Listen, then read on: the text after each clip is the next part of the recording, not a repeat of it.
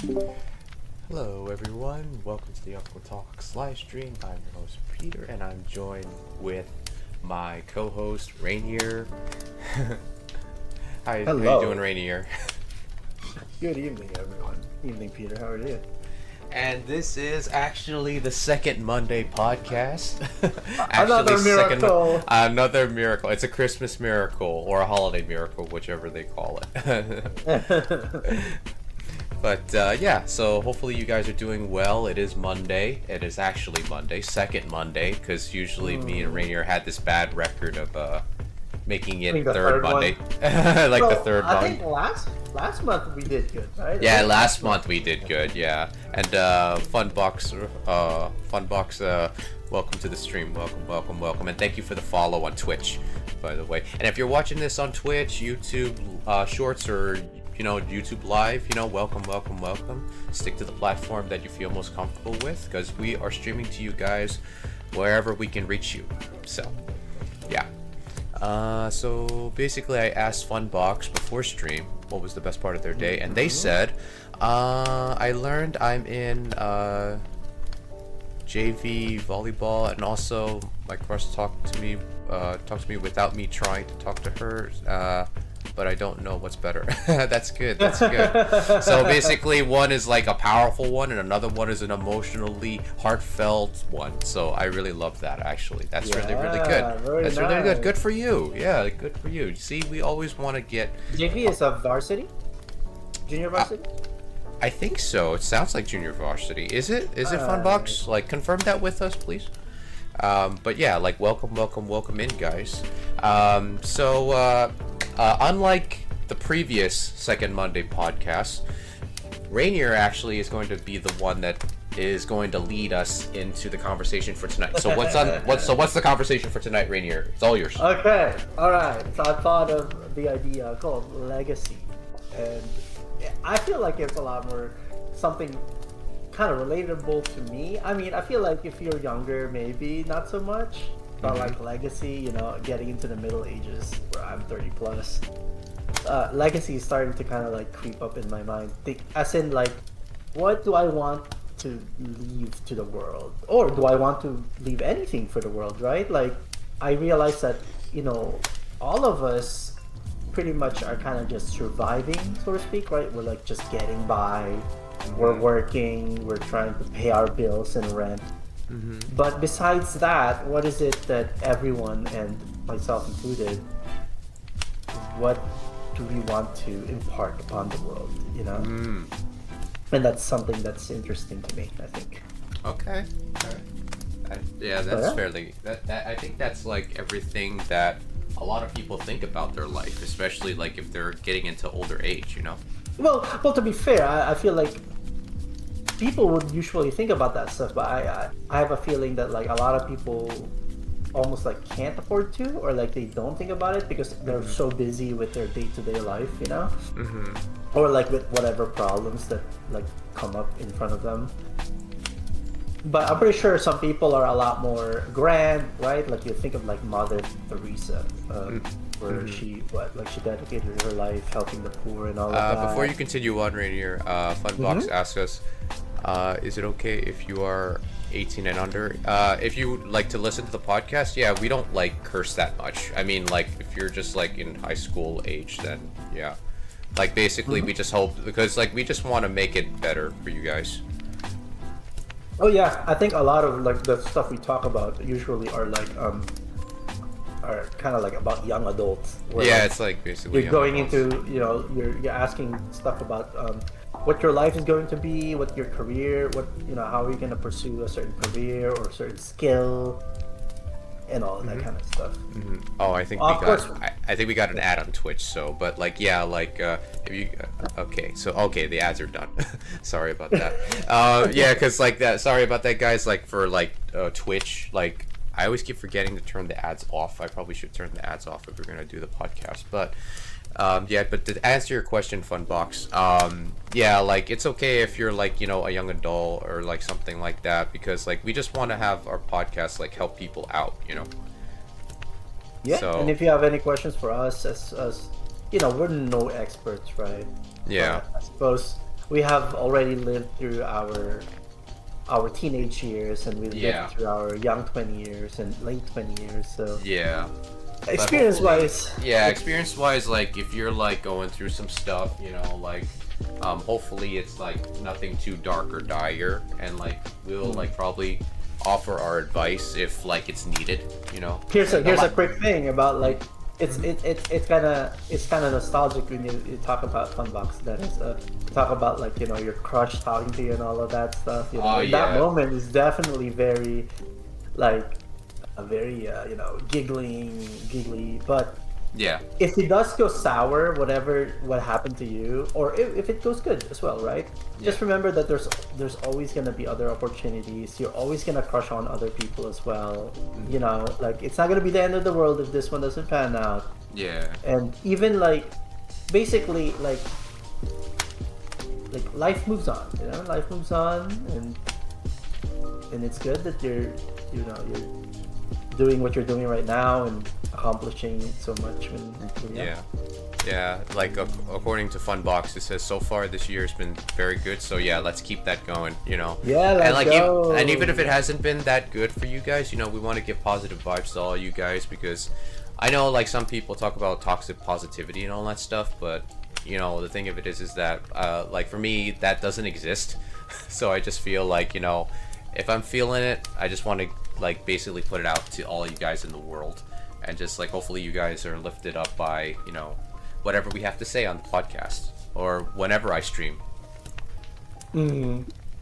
I do think that in general, you know, if you definitely want something in the world, my general advice is you want to be active in trying to get it. Like, you don't want to just be passive, because I feel like if you just be passive, like the world will just move on without you. I think it depends on the person too, because oh hey Famish, how's it going? We're talking about Legacy. Today we're going to be talking about Legacy, and probably some of Rainier's experience with the JPLT, the Japanese Proficiency Language Test. I just took it yesterday, so I figured we were... Famish says, I want to end society. That's my life's goal. Well, you're in the right place. Like, place. I mean, like, for me, I only end society by basically saying, hey, social norms are kind of, like, dumb sometimes. And that's how that's usually how I knock down walls. Listen, Peter's gonna end society by supporting AI and the evolution of AI and helping us learn, and then AI will take over everything. And that is if it's not Terminator based though. Yeah. If it's abundant, then I will support it.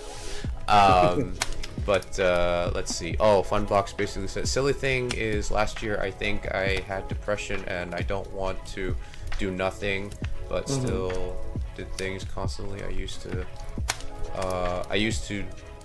want to do, and it fixed my depression without ever talking to anyone. Oh, okay. Very good. Like sometimes that happens. Like some people can't just talk out their problems. Sometimes they have to do something to solve it, and that also happens.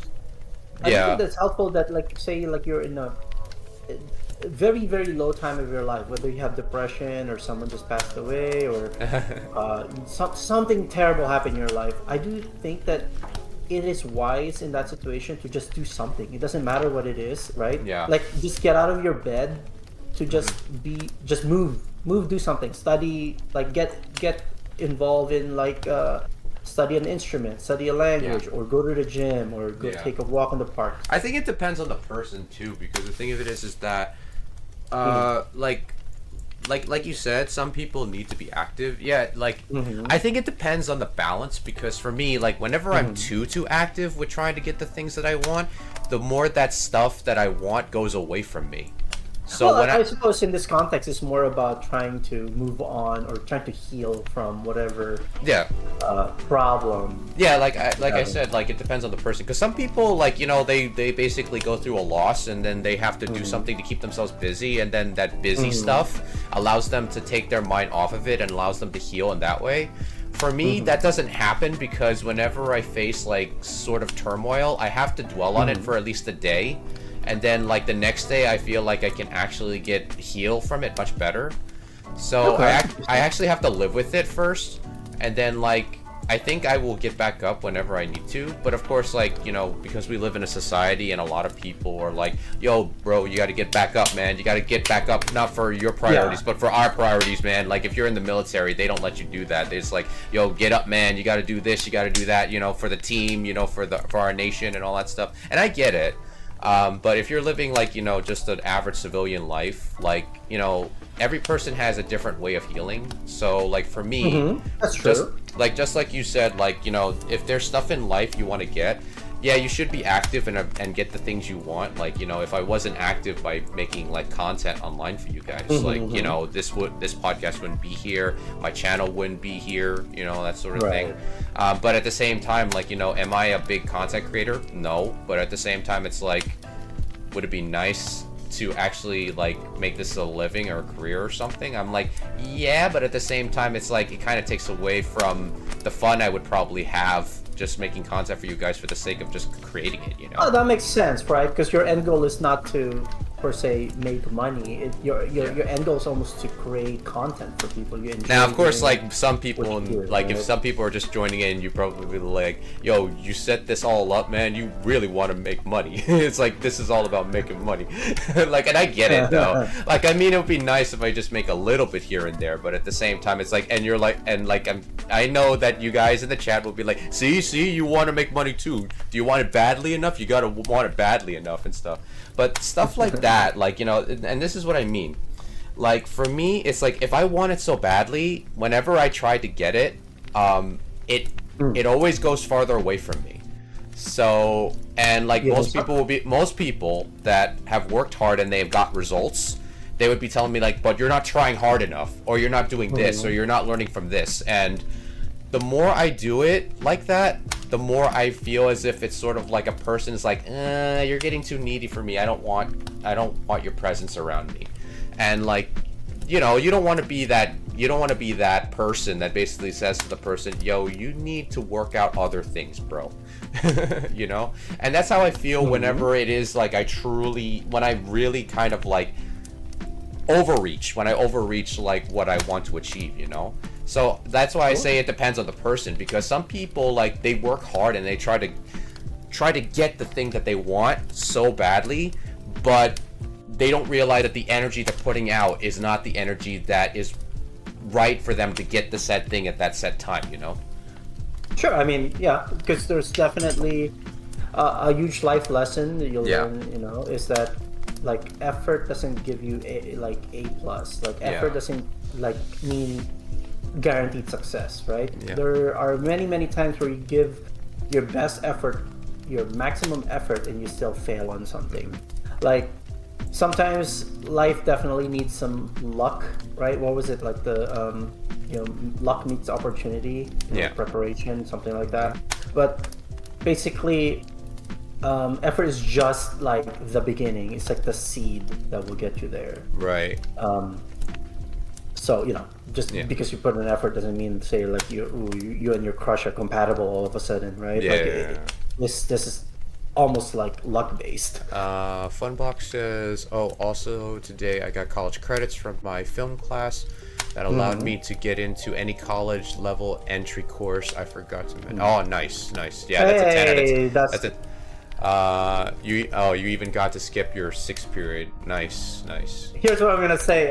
What I regret when I was younger was that you know, I took AP classes, right? Yeah. And I regret not getting like a 4 or a 5 on them and getting some college credits, because I felt like I kind of wasted time taking extra classes that I didn't need to take. Yeah. And that, like, I could have used that extra classes to still take college courses. It's just the stuff that I want to take, you know? Yeah. Rather than being forced to take, like, college algebra and you know, pre-calc when I could have skipped it, that kind of stuff. Yeah. I think, like, a lot of people did, but at the same time, those AP classes are reserved for people that can get into those courses. Because for me, when your boy was in high school, he didn't have that privilege. I had to take really? I never had to take those classes because I was just kind of a slacker. I didn't really want to be in those classes. I couldn't even take physics because I wasn't an honor student.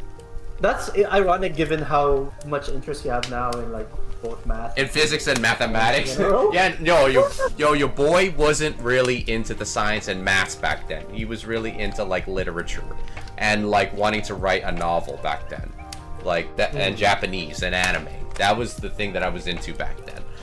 That's nuts. It's such a huge turnaround, right? Like, yeah, it's a huge turnaround. But yeah, like getting back to Legacy. Yeah, I agree with you. We all want to make a legacy for ourselves, but at the same time, like the big question is that do you dictate your legacy, or is life dictating like your legacy for you?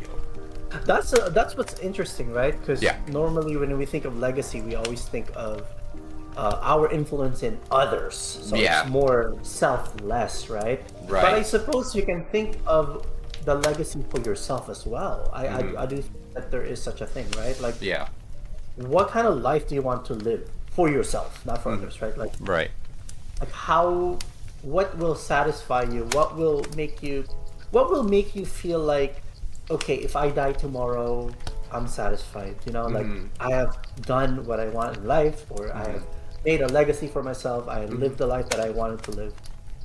That's always an interesting question, because in a sense that kind of like goes back to like your values or the stuff that you like to do or you would like to accomplish, right? Most of the time it may involve other people or helping others, or but a legacy can be like you painted like a Mona Lisa, like a modern Mona Lisa, right? That could be like a legacy of yours, where and you may not even need to share it to the public. Let's say like you just made like a beautiful art and you keep it in your room and you're like, yeah, you know, this satisfies me. I did good.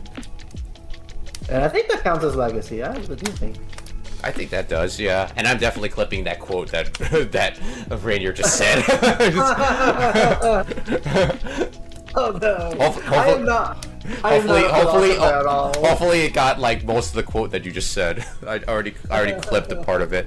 It's usually the last 2 minutes. So like so I will be uploading those on the shorts. So if you guys are on the YouTube channel, whether you're watching this on YouTube Shorts or YouTube Live, you know, drop a sub if you like. In addition to hitting the like and leave a comment down below if you can. But if you're on Twitch, you know, like drop a follow if you can, because it really helps out the channel and motivates us to continue making these podcasts for you. Because like when you talk about legacy, right? I ask myself like, what type of legacy do I want to leave? And I always think about my hero, Mr. Rogers. If you guys are not familiar with who Mr. Rogers is, it's probably like he's been on the internet a lot, you probably have seen a lot of people react to like his content. He was like a television show host for children, and his show was called Mr. Rogers' Neighborhood, and he was just so into like teaching kids how to accept their feelings and understand that they are unique in their own way and they can face like different conflicts and how to deal with those conflicts in a healthy way. So, you know, like for me, I would say my legacy is just to be the best person I can be and try not to betray my moral principles. I would have to say, like any other, I'm like, you know, your boy is boring as hell. I will say that. Well, right now. yeah, but don't you feel the desire to like almost be a positive model or a positive influence towards others, right? Like, don't you feel like you're hoping that, say, other people or younger people would look at your channel and be inspired at what you do or what you say and that kind of stuff? Yes, but that's beyond my control, to be honest with you. Like the only thing I like if let's say if legacy is like you said, like the thing that I can't control, I would say I want to do what I can to basically say, hey, I put this out in the world and I want the thing that I put out into the world to not only reach people, but to reach people in a way that allows them to make a positive influence in their life, whether it be like them going to the gym or whether them like just like and you guys know that I will not say like go to the gym or like get fit or anything. If that is what you truly want, then like I hope that, you know, like the influence that I can like put on the channel like inspires you within yourself to do the things you want to do, you know. Because, like, when I look at my life, right, like, a lot of people could envision what their life is, and that's their kind of legacy, or they envision a future that they want, and they want that to be their legacy. But when I actually was going through a bit of a, like, I wouldn't say inner life crisis, but I was, like, questioning myself a lot. Like, I remember I was watching a podcast by David So, and, like, he was, like, because, like, if you guys are familiar with who David So is, he's, like, a person that doesn't hold back talking about his opinion. And, like, he was talking about how, like, people of Gen Z or people that are younger says, like, oh, you want to make an impact in your job. It's like, what impact? Like, you don't have experience. You're still freaking young, you know? And, like, you know, and he has a point, because, like, if you want to make, like, an impact on the world, you got to have experience and all that stuff, whether it be in, like, a job or something like that. And, like, there were times when I questioned, do I think I'm too good for a certain jobs? Do I put myself, like, higher than, say, like, the janitor? But then when I think about it, I was actually talking to JLPT about stuff, and I was actually asking, like, am I this type of person? Am I a person that betrayed certain principles that I held for myself? And, you know, like, ChatGPT basically gave me a response. It's like, no, you're just trying to find the balance of the life that you want. And ChatGPT even asked me the hard question. It's like, what do you envision your life to be? And then, like, I said, I prefer it the way it is now. Like, I'm basically staying with my parents, making sure that they're taken care of, helping them whenever I need to. And, you know, like, if I'm able to find a life where I can actually just, like, like, even though I might have to make, like, money, like, working, like, an average job, like, I'm okay with that. But at the same time, it's like, do I really need to rush into it? No. Like, I actually found an app that's, like, I don't know if you're familiar with the app Reflex. Have you ever heard of that app? Not me, no. It's interesting. So, like, you know how there's apps like DoorDash and, like, Uber Eats and stuff? Yep. So there's an app called Reflex, and this app basically connects you with retail stores. So it will basically say, hey, there's a job on Tuesday where you can go to a retail store and say they need someone to work the register for that day at these time periods.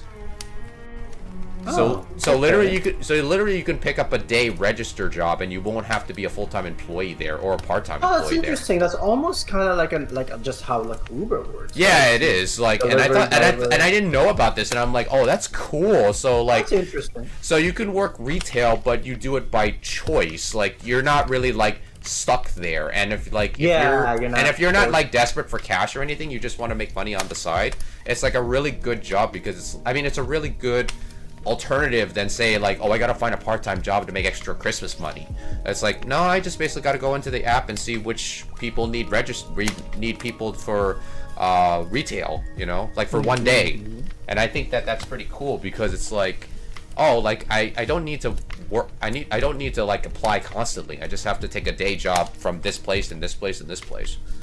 So, you know, I thought that was pretty fascinating to think that there's an app like that now. And I'm thinking that's why, like, people are kind of being big on the gig economy, because I think that's the reason why people are not really wary about full-time work anymore, because it's like everyone's trying to get a contracting job or something to get paid more, and they know companies don't want to pay benefits to their employees.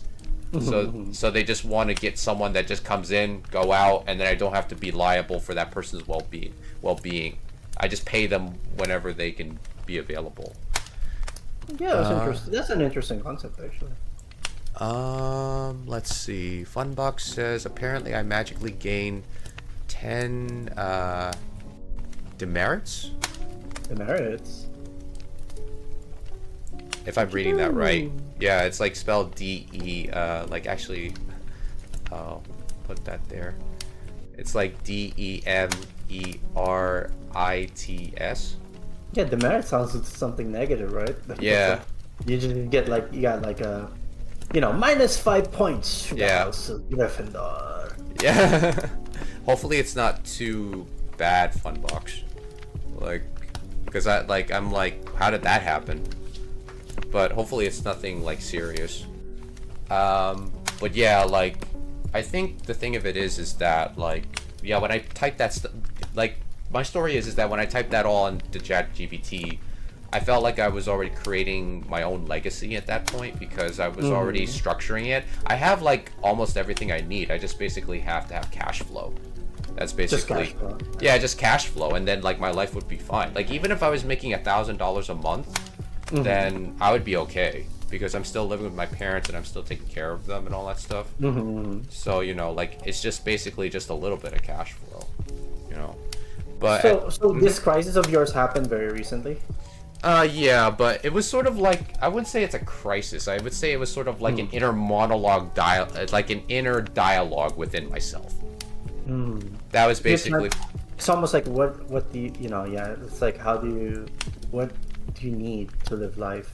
Yeah. Right? And it looks like cash flow is the only thing that you. Yeah, the only thing that's missing is just cash flow. That's the only thing that's missing. But at the same time, like I'm still okay. Like I still have money in the bank, guys. So I'm not like in the negatives or anything. It's just that honestly, this is something that interests me. You know, with you and your podcast, it's like there's our social media is flooded by influencers that tells you the pathway to be successful, right? Oh, do this, do X, Y, Z. You know, wake up at 5 a.m., go to the gym, Sigma grind, blah blah blah. Anyway, what I like is that like there's not one way to get there. There's not one way to get to success, right? Yeah. Like because number one, you define your own success, right? Each and every one of us. Yeah. Is the only valid person that can define our own successes, right? And you know, sure, there are gonna be other people that will be judgmental about like everyone, but like you shouldn't let them influence your life, right? Like right. You know. Yeah. Because typically people would say like, oh, you know, you still live with your parent kind of thing, and usually that gets labeled as like losers, but like, yeah, like a negative stigma. Is negative stigma, but of course in like Asian culture, we take care of our parents, and and like, it's not surprising that you know. Yeah, it's usually Western cultures like kind of like put a negative stigma on it. Like when they go to other countries, like when like people that are white go to other countries. Like it doesn't have to be white; it can also be people that are black. When they go to like other countries, like that are like not as westernized, they see like, wait, you let your 50-year-old son live with you, and it's like, yeah, because like he's gonna take care of me, even though he has a job during the day. He like we still let him save money, and he's gonna get the house once we're gone, you know. So it's like, and like you know, like as long as you're not a total like I don't want to like. Here's the thing. I have no problems with people that are hikikomori. But if they're a complete entitled person, then I have a problem with it. Like if they're a hikikomori that's sort of like down on their luck and they're kind of like trying to pull themselves out, like you know, like maybe they try to set up what I do, like basically just do content creation just to make people happy, but they don't want to leave their room. And hopefully they're leaving their room just to use the bathroom, but but like if they're doing it the best they can, like if they're trying to draw and they're trying to be an artist online and they don't want to just go outside and work in a corporate job, then I have no problem with that. Like because they're actually trying their best because they know that they actually have the humility to say, I can't do this forever.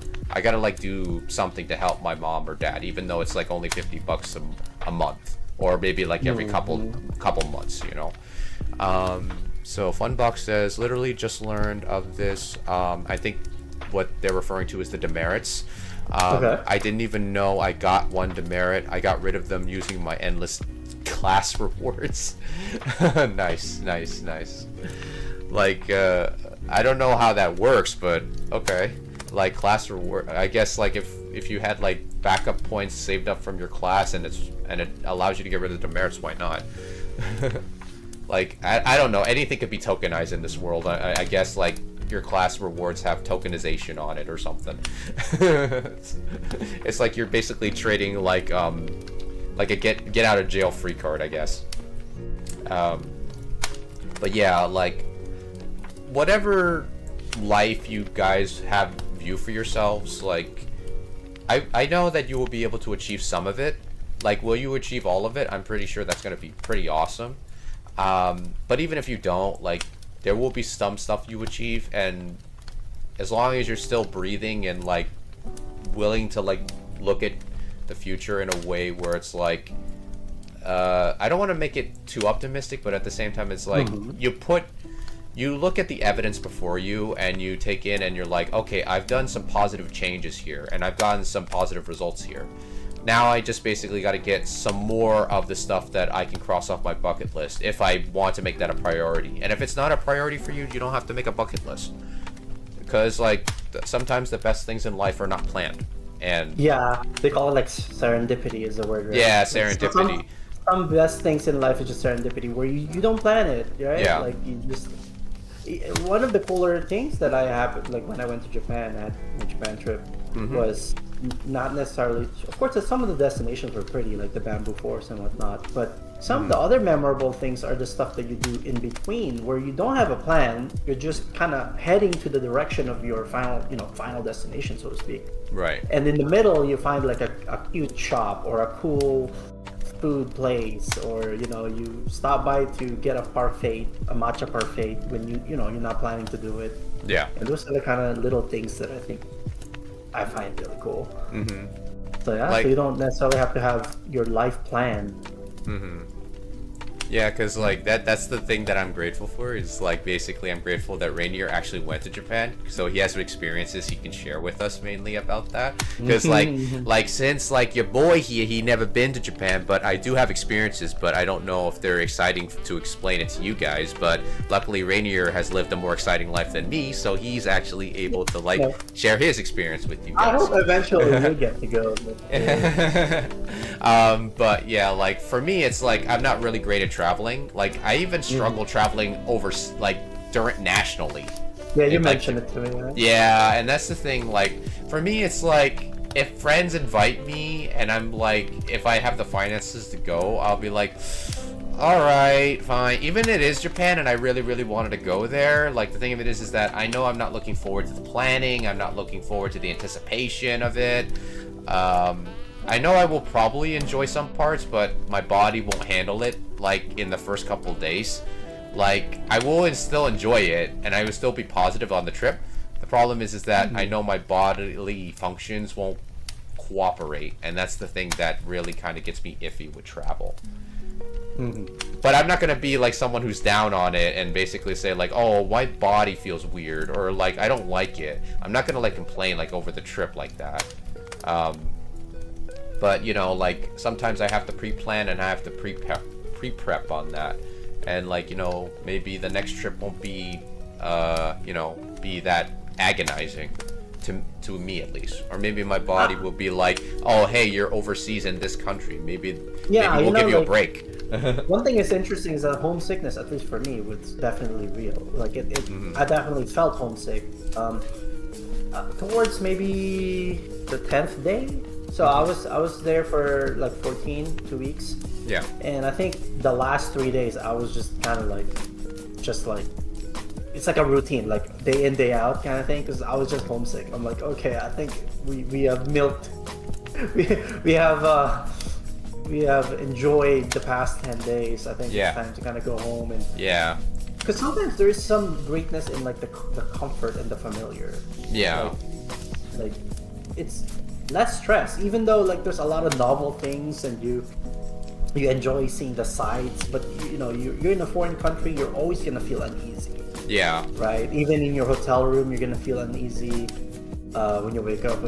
So it's like sometimes like just being able to unwind, sit in my computer and play the games I want to play is like very comforting. Yeah. I think it's like doing the routine that you're so used to back at home, and then you realize you can't do it because you're like somewhere else. So you don't have like everything that you're used to like around you, and you're like, oh yeah, I'm in another country, or I'm in another like town or something, so I don't have the comfort of home where I can just sit back and like turn on the TV to the shows that I like because I'm somewhere else. Yeah. And I think that happens like in life mainly, like like if you guys plan to like study in a different college like abroad or something, like if you guys are like students yourselves, that will happen. You will feel like, oh my gosh, I'm not home anymore. but usually those feelings, they eventually pass, but it takes a while. And your body takes a while to adjust, but if your body adjusts like faster than others, then you're pretty much good. If you have a body like mine, it will take you a while to adjust. And what does it does it just do you feel like nauseous? How does it manifest? no, it feels like constipation. Oh, constipation. Yeah, It's literally that. Like, if it wasn't for the constipation, I probably would have enjoyed traveling a lot more. Because like whenever I talk to people that don't have it, I'm like, yo, you're so freaking lucky. I don't remember. Have you been outside of the USA, for example? Like, have you done? I've been to Thailand, but I was a kid at that time, and I didn't really pay attention when I went to the bathroom. Makes sense. Yeah, so like I didn't really pay attention then. I was just more about running about and just playing. So like I think like it's kind of funny because it's like the chicken pox. Like you want your kids to get them chicken pox right away. So like I guess for me, like as a kid, like my parents probably took me to Thailand quicker when I was like quickly, basically when I was a kid, so I don't have to worry about like dealing with it as an adult. So that's like basically like how I was able to like go to Thailand without having to feel like I had to go like later on in life. Basically. Yeah. Oh, that would be interesting to see you back in Thailand as an adult. I mean, like Thailand's going through like some sort of military like stuff right now, so I'm with like Cambodia. Yeah, with Cambodia, but also like I think because like I don't know why, but like any nation within the Southeast, including like along with like in East Asia with Korea, there's always some sort of thing that goes on within the government that either leads to some sort of corrupted scandal, or the military takes over or something. And South Korea too, yeah. Yeah, like with South Korea, like I think like they can't go through one administration without the president going through some sort of scandal. Yeah, and I think in Thailand scandal. it's like and I think in Thailand they basically still are under military control. So, you know, like it's like a lot of people want to live there. Yeah. But maybe you don't feel it in like Bangkok or like the capital areas, you know? Maybe, yeah. There was one time my dad considered retiring there, but my mom doesn't want to. She's gotten so used to living here now, she doesn't want to go back to Thailand. Oh, that's interesting. Yes, I think she likes the 4 seasons. That's why she doesn't want to go back. Is it just only one season? It's just hot in Thailand? Yeah, it's just hot, and there's like typhoons, like during certain times of the year, like Japan. So it's like, yeah, we don't want to go through that.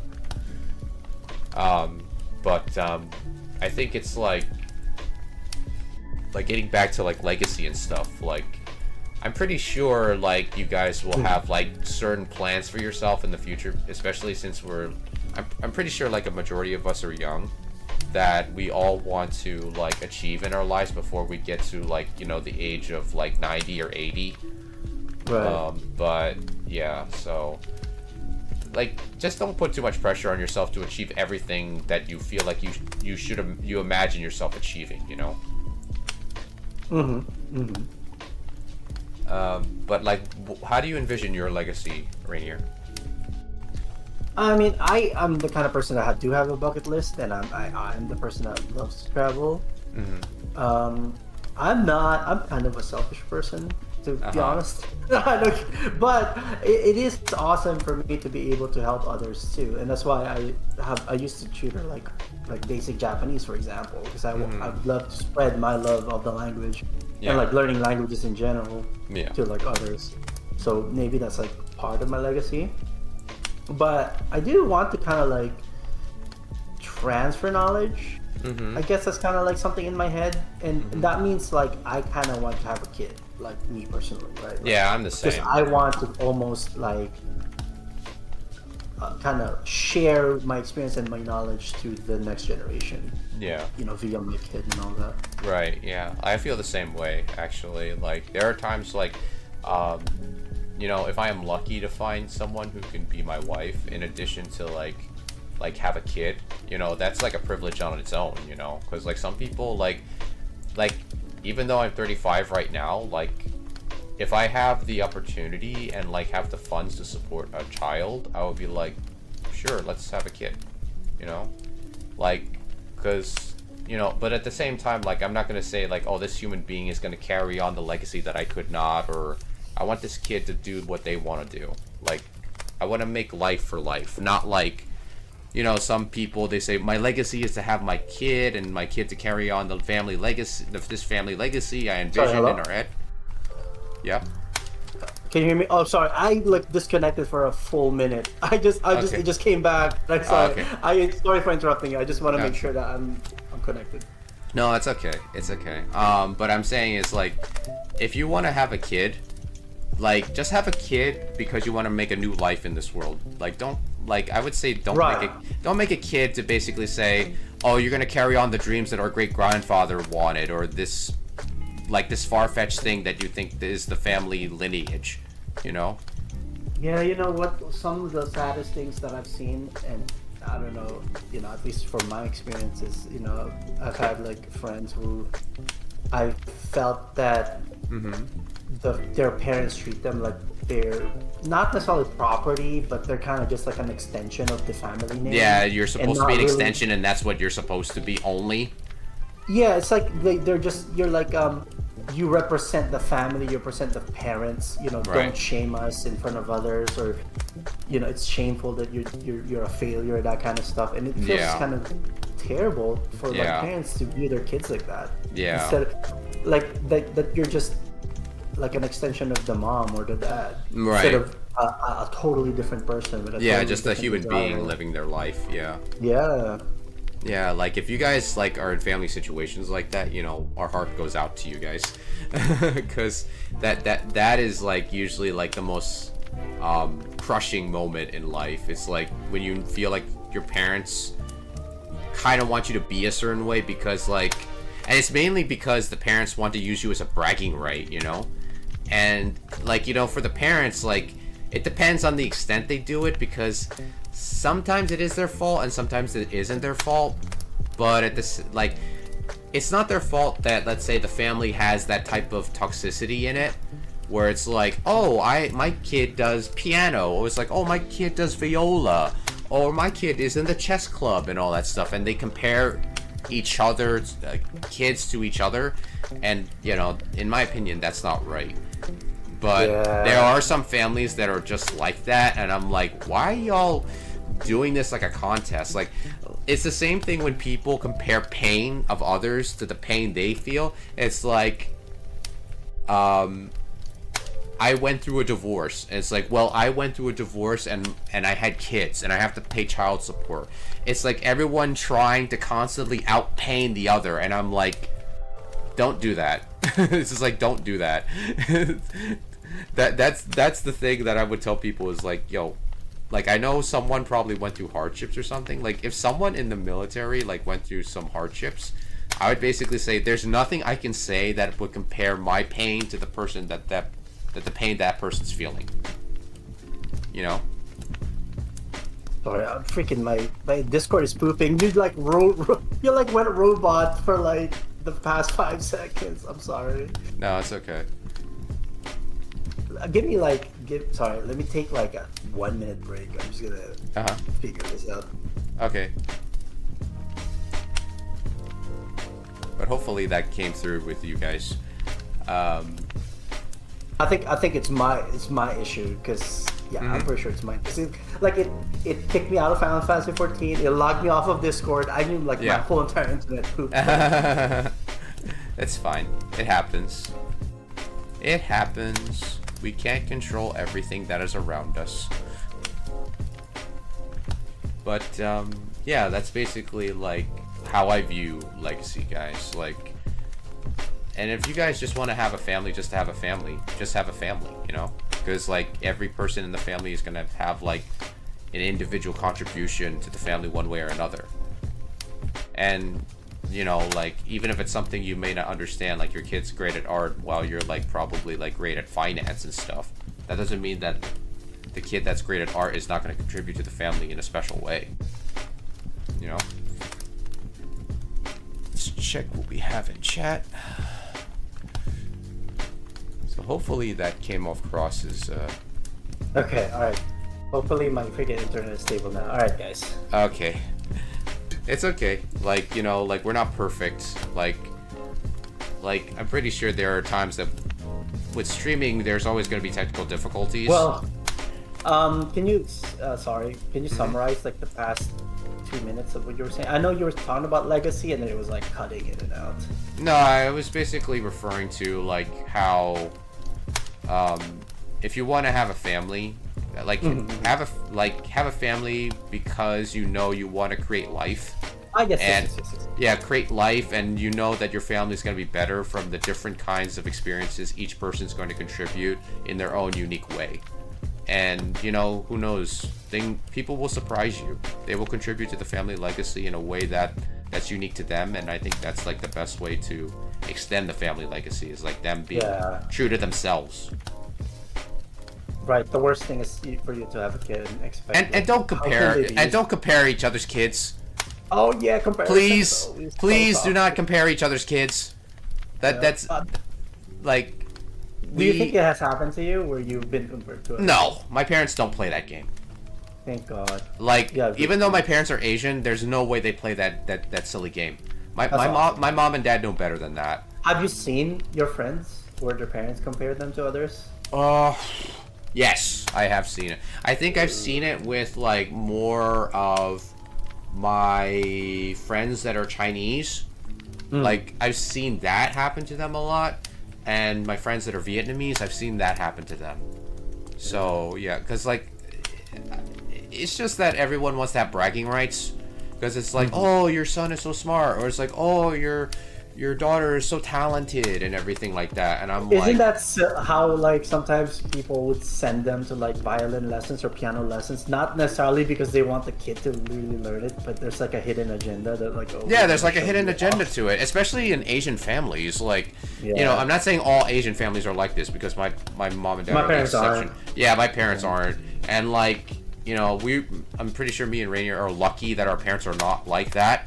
But there are parents that are like that, and I feel like we're an exception, right? Yeah, we're really an exception because my parents never wanted me to be a doctor. They didn't want me to be a lawyer. They didn't want me to be like something for social status. And I'm like, thank goodness that wasn't it, because if my dad was like that, bro, like I would be much more depressed in high school than I was back then. But yeah, like if you're gonna have a family and kids, don't compare your kids, and also don't make your kids go on a certain path that you think is better for them. Like, but I'm pretty sure parents do that with the best intentions, but don't do that, especially if it's a career that you don't have experience in. Don't do that, because like if you want your kid to be a lawyer but you've never been a lawyer, I'm like, no, don't do that, because it's a career that you don't know, and why would you want your kid to be in a career that you don't know? And how do you know that they will know when they get there? That doesn't make no sense to me. Yeah, that's true. And the thing that really sucks is that like the parents start questioning. It's like, you don't spend enough time with us, and it's like, well, now you know why, because you made me go into this career path, and I'm always busy now. It's like, but I want you to stay and take care of me. It's like, well, I can't now.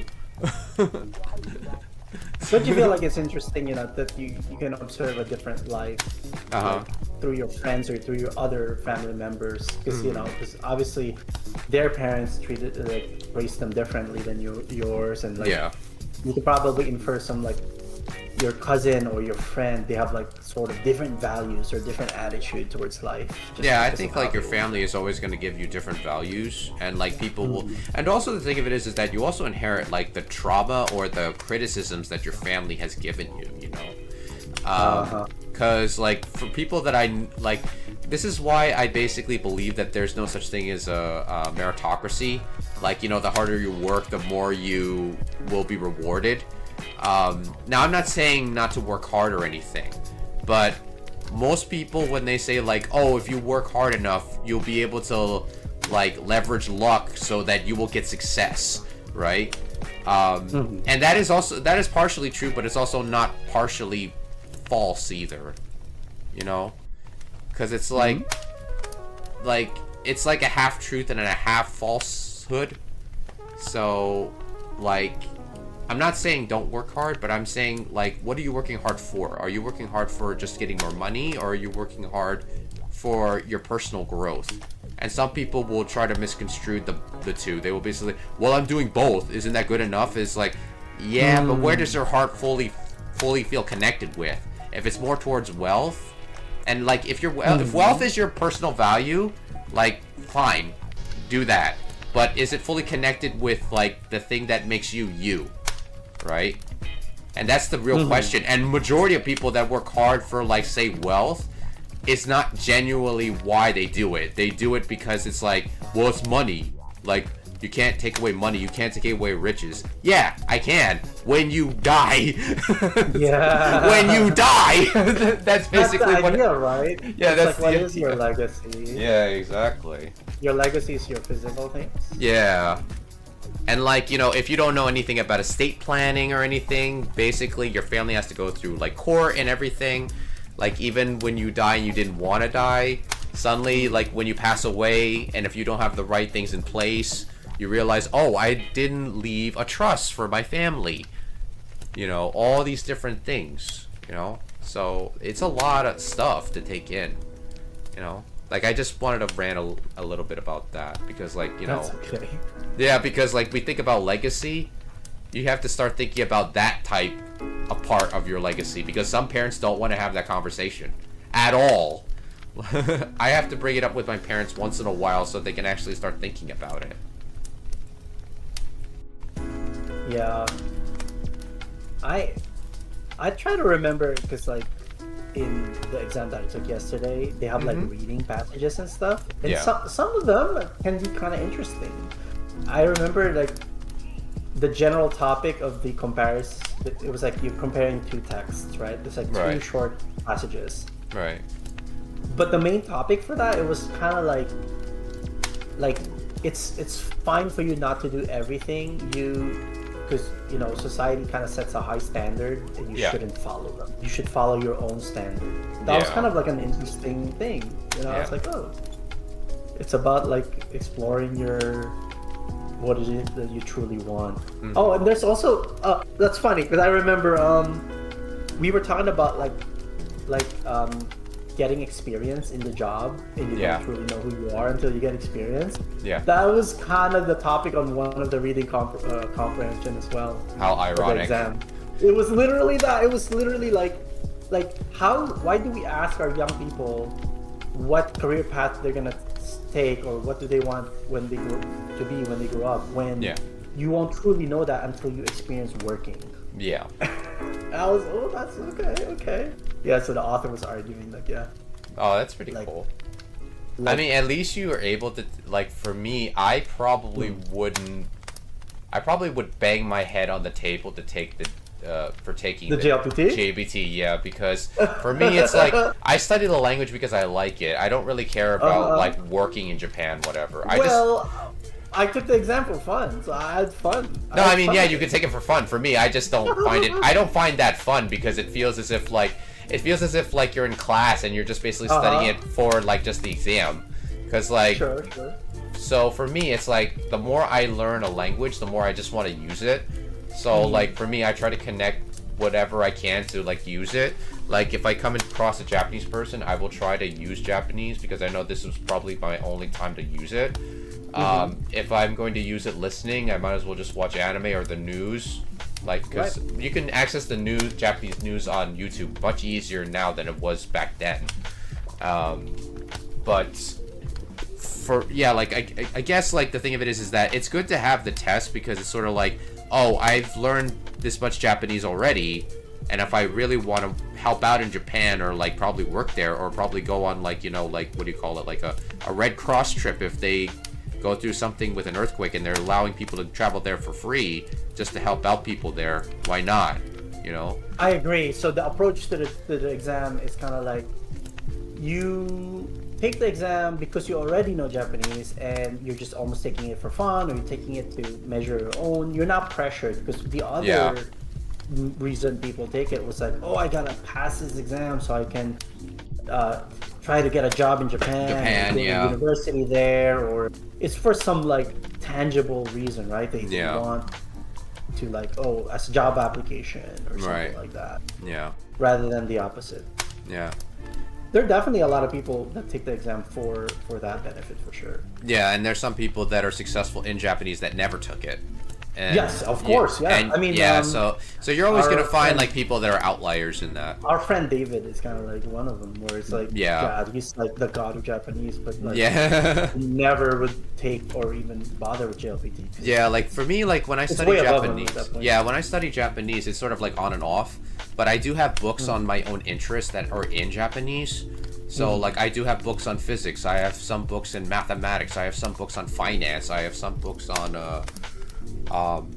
what other subjects? And like I even have some novels that are in Japanese. And if I want to like learn Japanese, I would pick those up and try to look up some stuff.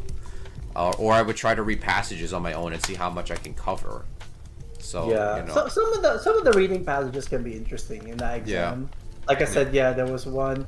The grammar passage, it was like a long passage, but it was like about grammar rather than comprehension. It was about like how cats recognize people not through sight, but through smell. So you should like if you ever like pet a cat and they're kind of like running away from you or they don't recognize you, you should extend your hand first and let them smell you. That kind of. I was like, that's an interesting passage. Yeah, like I always do that with my friend's cat whenever I come over to his house. Like he has two cats, one that's female, that's very shy, and one that's male. So like the male one is always like the one that wants attention. So he always like makes a loud meow sound whenever he needs attention. He's like meow, and you hear it all throughout the house. You hear it throughout the house, and like my friend is like, "Yo, what do you want?" Because he's like he really just wants attention or something like that, and it's really funny. But like the female cat, she's very skittish, so like you really got to be like very gentle with her. So like I always hold my hand out, and my best friend was so surprised that she just like warmed up to me instantly, and I was like, oh, okay. Like I mean, I've seen her before, but it's been a while since they moved into the new house that she's seen me, and I was so surprised that like she was like that skittish like with new people. So like it's pretty interesting that like your test was talking about cats. I thought that was pretty. Yeah, it talks because it's like different topics, right? Yeah. So yes, there was that one. There was another passage about. Oh God, it was such a nightmare passage. It was funny. I was actually looking for other people who took the exam, and I was gonna ask them like what do they think of that passage. It was something about freaking cleaner shrimps, okay, and how they evolved to be symbiotic with this other fish. So it was talking about like the cleaner shrimp grew like antennas that are white because the way the fish that they're symbiotic with have like poor sight, but the fat fish can detect changes in changes in something. I guess that's why they're white. Like that's why the cleaner shrimp's antenna was like white and long. So, yeah. I was just kind of cackling. I was like, what am I reading? About some cleaner fish, and I don't even know what cleaner fishes are or cleaner shrimps. Sorry, until I looked it up when I got home from the exam. What the hell is a cleaner shrimp? Like apparently you got to learn more about like fish before you go to Japan. You have to know more about. You need to know more about cats. You need to know more about jobs. No, sometimes the topic can be like, I think if I recall correctly, there was something about like nuclear energy, for example, like on the previous exam, and I took it before. So yeah, it really can be anything. It could be something about the environment. Or one of the practice ones had like the idea of noise and how it affects culture. So like a certain city has like a distinct noise, and it makes the city unique because of that noise. So you know it would be funny. It'd be funny. It's like, okay, these people know Japanese now. Why? Like it'd be funny if like the person that made these exams, they're like, we know these foreigners know Japanese, but let's slide some of our cultural rules in so that they never forget it. so it's like if there's another tsunami, you got something with nuclear energy in there. Well, that's true, but I do think that I'm pretty sure they pick these articles from actual real life stuff. Yeah. Like it's like snippets of like newspaper or some person's book or something. Right. Yeah. So it was actually interesting about like the author arguing about like noise. Yeah. Because basically their point was like we shouldn't always be striving to eliminate noise. We're always like installing all like noise barriers or noise and this and that. Basically, he was trying to distinguish about like what is a good noise and what is a bad noise. And he was tying noise to like, for example, you wake up and you hear the rooster caw in the morning. That's like tied to your community. That's tied to your culture. That is not something. I mean, that's not something you will ever experience here in urban America, right? You'll be like, wake up and you're hearing some rooster caw. Yeah. Okay. Like, so it's 9 o'clock. We're gonna take a short 1-minute break right here. So we will be right back, guys. Give us 1 minute.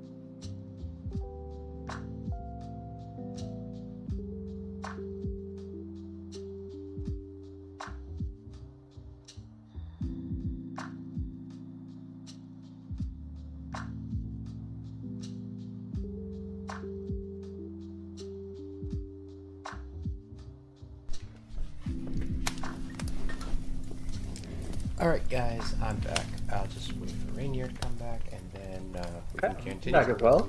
Okay, cool. So yeah, so every hour we'll probably try to set up 1 minute breaks in between. So if you guys needed to go to the bathroom for halftime or whatever, you're more than happy to do so. But yeah, if you're just coming back for yourself, after taking a bathroom break, welcome back. And if you're watching this on YouTube Shorts or YouTube Live, hit the sub button. It's much appreciated. Especially, it motivates us to make more podcasts for you guys and talk about more meaningful topics that will help benefit you guys in your lives as well. And also leave a comment down below if you want to basically have us talk about a topic that we didn't cover in this podcast, or if you're basically observing the chat and you basically want to engage with chat, you can also tell us about something that you would like us to talk about as well, whether it be on this podcast or in the next one. If you're on Twitch, drop a follow. It always is much appreciated. Hey Kev, how's it going? Just got in. Nice. So I believe we talked a lot about Legacy. Was there anything else related to that, or anything else you would like to discuss? I'm curious further? about other people. I mean, I want to ask that question about other people. What do they think? What's the question? What do they think they want as their legacy? Oh, okay. Yeah, what is their concept of legacy? That's also something that's interesting. Yeah, if you guys want to answer the question, what is the concept of your legacy? What do you want in your legacy? Yeah. At this point in your life, I'd like to. And if we find it interesting, I will put it in. I will actually expand your message and make it big so it goes on the screen. So, but if you don't want that to be presented, just say so in what you type up. So, yeah. So if anyone in chat wants to reply to Rainier's question, what do you guys envision your legacy? As much as I love Peter's and my perspectives, I want other people's as well. Yeah, and think of it as money is no object, so you can expand on it. So if you could have all the money in the world and you want to create your own legacy, what would that legacy be? Whether it be related to wealth or whether it be related to your own personal goals or desires. Money can also be a legacy, right? I feel like Warren Buffett's legacy is tied to money, isn't it? It's it is. It is, yeah, it's because finding cheap corporations to invest to. I think his legacy is basically just building on I don't know how to phrase it. Building wealth that is integral to yourself. I think that's basically his legacy. Because when you look at Warren Buffett, he invests the way I wouldn't say he invests the way he feels, but it sort of is like that. It's sort of like, he said it's actually analytical, right? Like he actually reads. It is analytical, but when I look at his stock picks, I'm like, it's more like based on his own intuition. I feel like because like Coca-Cola, why does he invest in Coca-Cola? He loves Coca-Cola, and like they give a dividend, so it was a good call for him. Like, you know, like it wouldn't surprise me if he started investing in McDonald's because he eats it every morning. So, you know, like.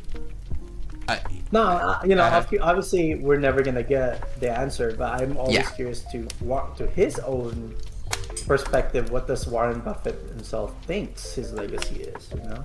Yeah, I think he explains it to like many like young investors, like while he was doing like those seminars. I think doesn't he do like he has like a lunch with him? You could have a lunch with him if it was like a certain lottery or condition. I don't remember. You could have a 30-minute lunch. I don't remember. I'm pretty sure a lot of people would love to have a lunch with Warren Buffett. Yeah, I remember. I don't remember what part of program or shtick it was, but definitely had something like that. Yeah, I mean Warren Buffett is like no pushover either, because he knows how to say no. I guess it's the same for like Peter Thiel or all the other ones, like Bill Ackman. Yeah. I don't know nothing. I don't know that much about Peter Thiel, other than like he had a Roth IRA and he just put all of his PayPal stock into it, like when PayPal was just starting, and then when PayPal blew up, he had like a lot of money. I think it was like a venture. He has a VC firm maybe that he invests a lot of money in, like all these tech stuff. Yeah. I think he's more Silicon Valley guy. He invests in like the AI, the Meta, that kind of stuff. Oh, okay. Ray Dalio. I don't know. There's some names out here. Yeah, and the thing of it is that like since we are talking about legacy and like how people sort of like, if you're living a life a certain way, there will be talking heads that basically say, oh, your life, the way you're living your life is not right, or the way you're living your life is not the correct way of doing life. Right. I was actually reading this book this morning, like, it's a book that's called How Not to Invest. And like, when I started reading it, I thought I was going to learn how to invest. But when I read the book, a good majority of the book, like 300 pages in, is literally how you should not invest. Like, right. And it talks about the media, like, and it talks about like how people are saying, like this particular stock or this particular commodity is gonna go up. Like people, like the author basically just talks about how the news and talking heads are telling you how to invest and how to put your money in. What book is this again? It's called How Not to Invest. How Not to Invest? That's interesting, because it sounds very much like The Intelligent Investor, which is like also a lot about what not to invest in. The Intelligent Investor, I try to read it so much, but at the same time, I'm like, it's so dry, and I'm like, it feels so outdated, doesn't it? Yeah, it's so terse, and I'm like, I know this is supposed to teach me stuff, but I just can't read it because it's just so terse. I'm like, oh my god, it's so boring, and I'm like, oh, I love you, Warren Buffett, but still, I'm like, oh, this is so terse. I can't get through this book. Well, wait, no. It's someone else. It's not Warren Buffett. It's like Benjamin something. No. I mean, that's Warren Buffett's like #1 book, though. Oh yeah, I see. What you mean. Like that's the reason why I wanted to read it, because it was Warren Buffett's first book. 70s. Yeah. It was like in the 70s. Yeah. But they updated it in the early 2000s, I think, because they started putting stuff about the 2000s in that book. Because I think there's like a lot of commentary from like people that are like in the early 2000s, and I don't think they have updated the book ever since then. Oh man. But yeah, like that's the thing about wealth. I view wealth though, because a lot of people want to chase the wealth. They want to chase like, oh, you got to get in Nvidia while it's hot, or you got to get into MicroStrategy while it's hot, or all these hot picks and stuff. But like. Just like why do I bring up this book?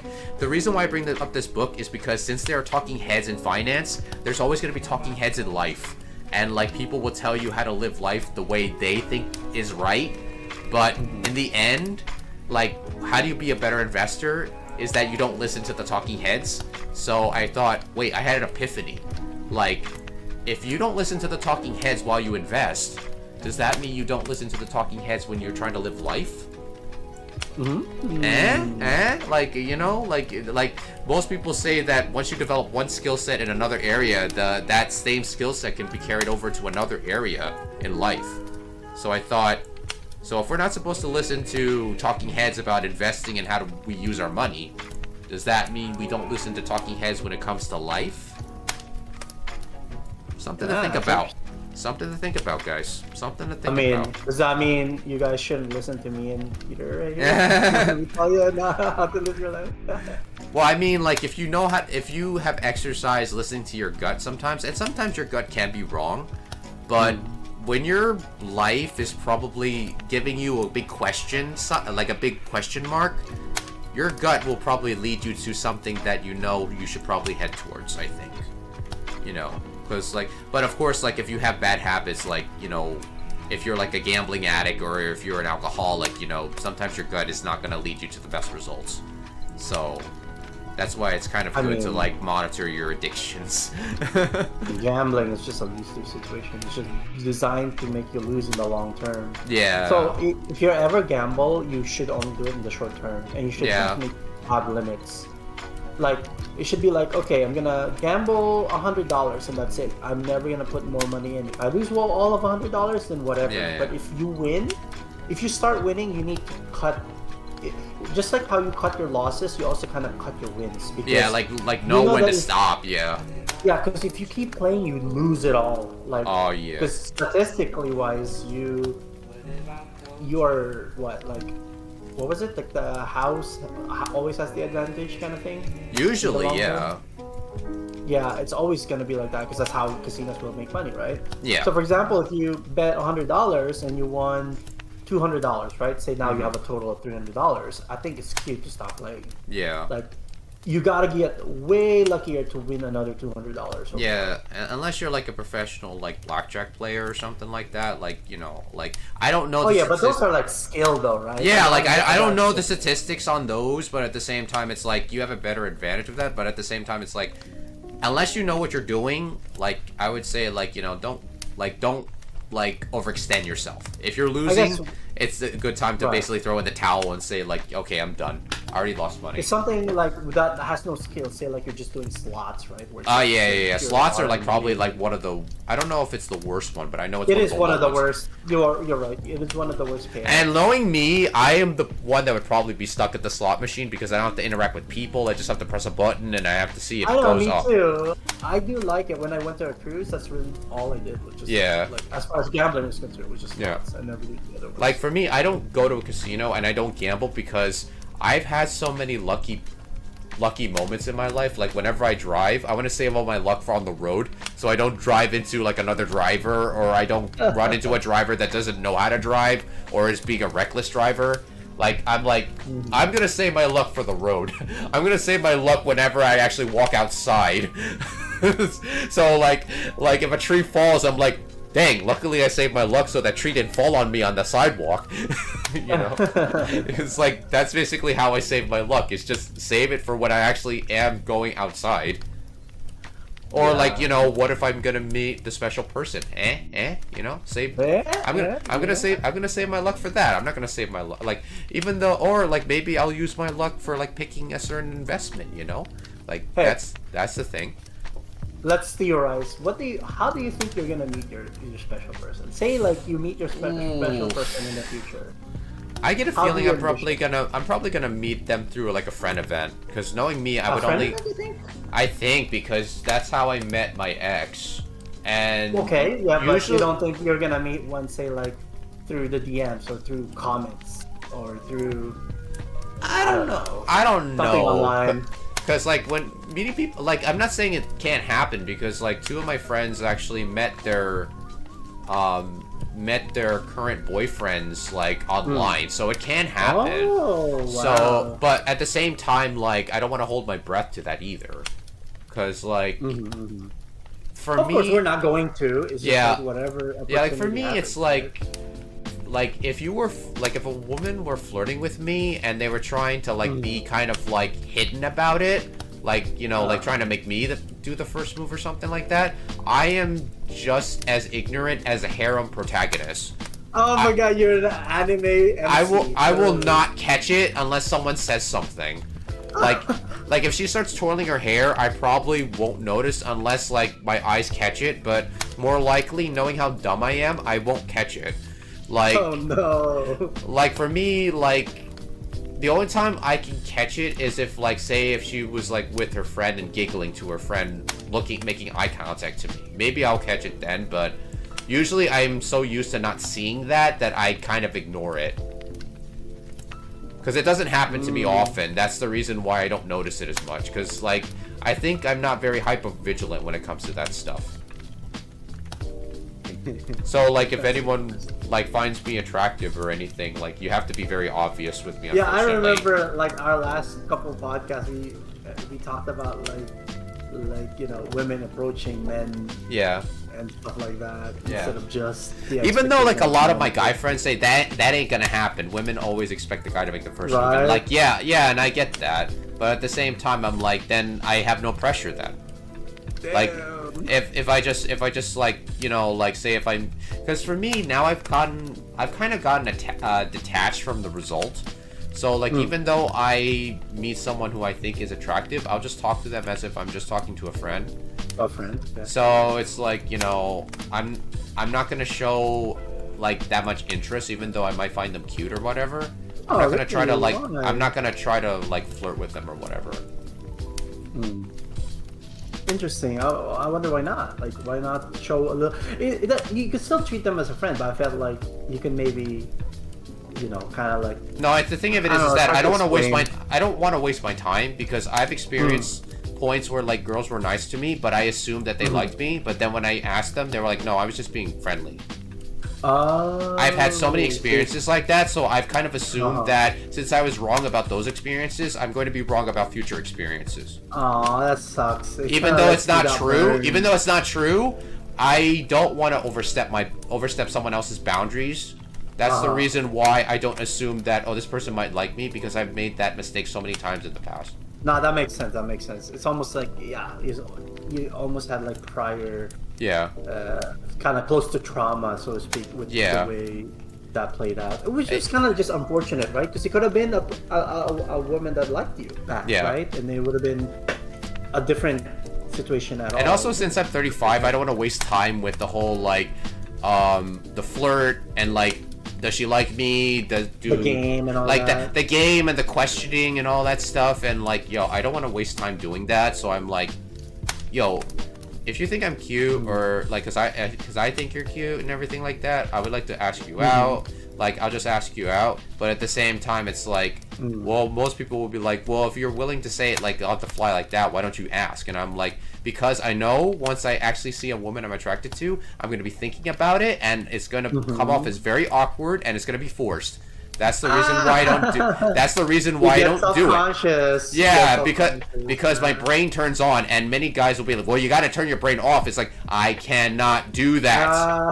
I cannot do that. Like, have you ever tried to tell Einstein not to think about general relativity? That's me. I can't do that. Like, Einstein was a ladies' man, but at the same time, it's like, yo, like, telling me not to think about, like, approaching. And many guys, I understand, like, people that know how to do charisma and know how to coach people like that, they will say, you're always going to be thinking about, like, what you're going to say, you're going to think about the approach, you're going to always overthink it. But at the same time, for me, it's like, the only way that I don't overthink it is if I was with a group, and I would basically talk to the person as if they're still safe in the group. I'm not going to talk to them one-on-one unless they want to. And they have to initiate if they want to talk one-on-one with me. Oh, okay. That's usually how it goes, because whenever I send the text trying to talk to the person, it always comes off as if, like, oh, what does this person want? The woman always assumes that, like, she always assumes that I want to talk to them because I find them attractive. And I've been in this situation so many times. They're like, oh, he's easy. Like, I don't want to date him. And I'm not trying to like diss women or anything like that. It's just that was my experience. Your experience? So yeah. Because obviously, I mean, if you are like one-on-one whispering someone, I do think it it implies interest, right? Yeah. Interest of some sorts, and Yeah. usually when guys one-on-one privates a woman, then they have some sort of interest. Like usually, yeah, it could be a love interest, could be like, I find you cute or whatever. Yeah. Or just to like keep being friends further, so that you can then kind of like have this like courtship dance, right? It's like you're testing whether, okay, is this person the right one for me?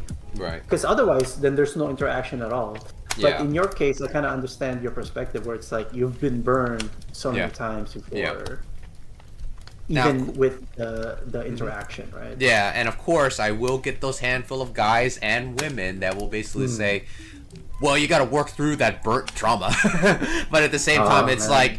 like, yeah, I'm doing it my own way. I'm not doing it Yeah. basically saying like, oh, I'm just going to constantly ask women out until to the point where I feel numb about it. Uh-huh.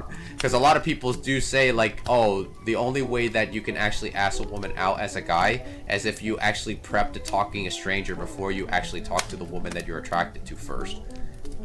Oh, that's Because interesting. because it preps you, but at the same time, it's like, Oh, for what do you me, think of that idea? Don't you have like, say like you have a female friend and you just ask them to kind of like role play this thing? no, not like like- role play, but just give you like a sense that you're just talking with somebody. But it's usually a stranger. Like if you talk to a stranger first, like if you talk to a random stranger that you probably had no intention of dating, you're just like, okay, you're already like prepped up to talk to someone that you probably are interested in. But at the same time, like for me, like it depends on the situation. Because for me, it's like I can talk normally with, like, say someone I find attractive, but I have to be in a group of friends, so I can just revert back to a friend whenever I want to like talk to the said person. You can't do like a one-on-one. It's too No, intense. I can't do one-on-one. It has to be in kind of like a small group setting. Okay. Because when it's one-on-one, I know that the person is going to expect more from me than anticipated. Yeah. No, but that's like me in general. I think it's just introversion in general, I think. Yeah. Because I feel that way, but not even in a romantic situation. I feel like that, like, for example, okay, can I be in... can I go to Japan with like my coworker, for example, right? Because my coworker, he's a guy. He has like expressed interest in like, hey, we travel to Japan together, like just as friends, of course.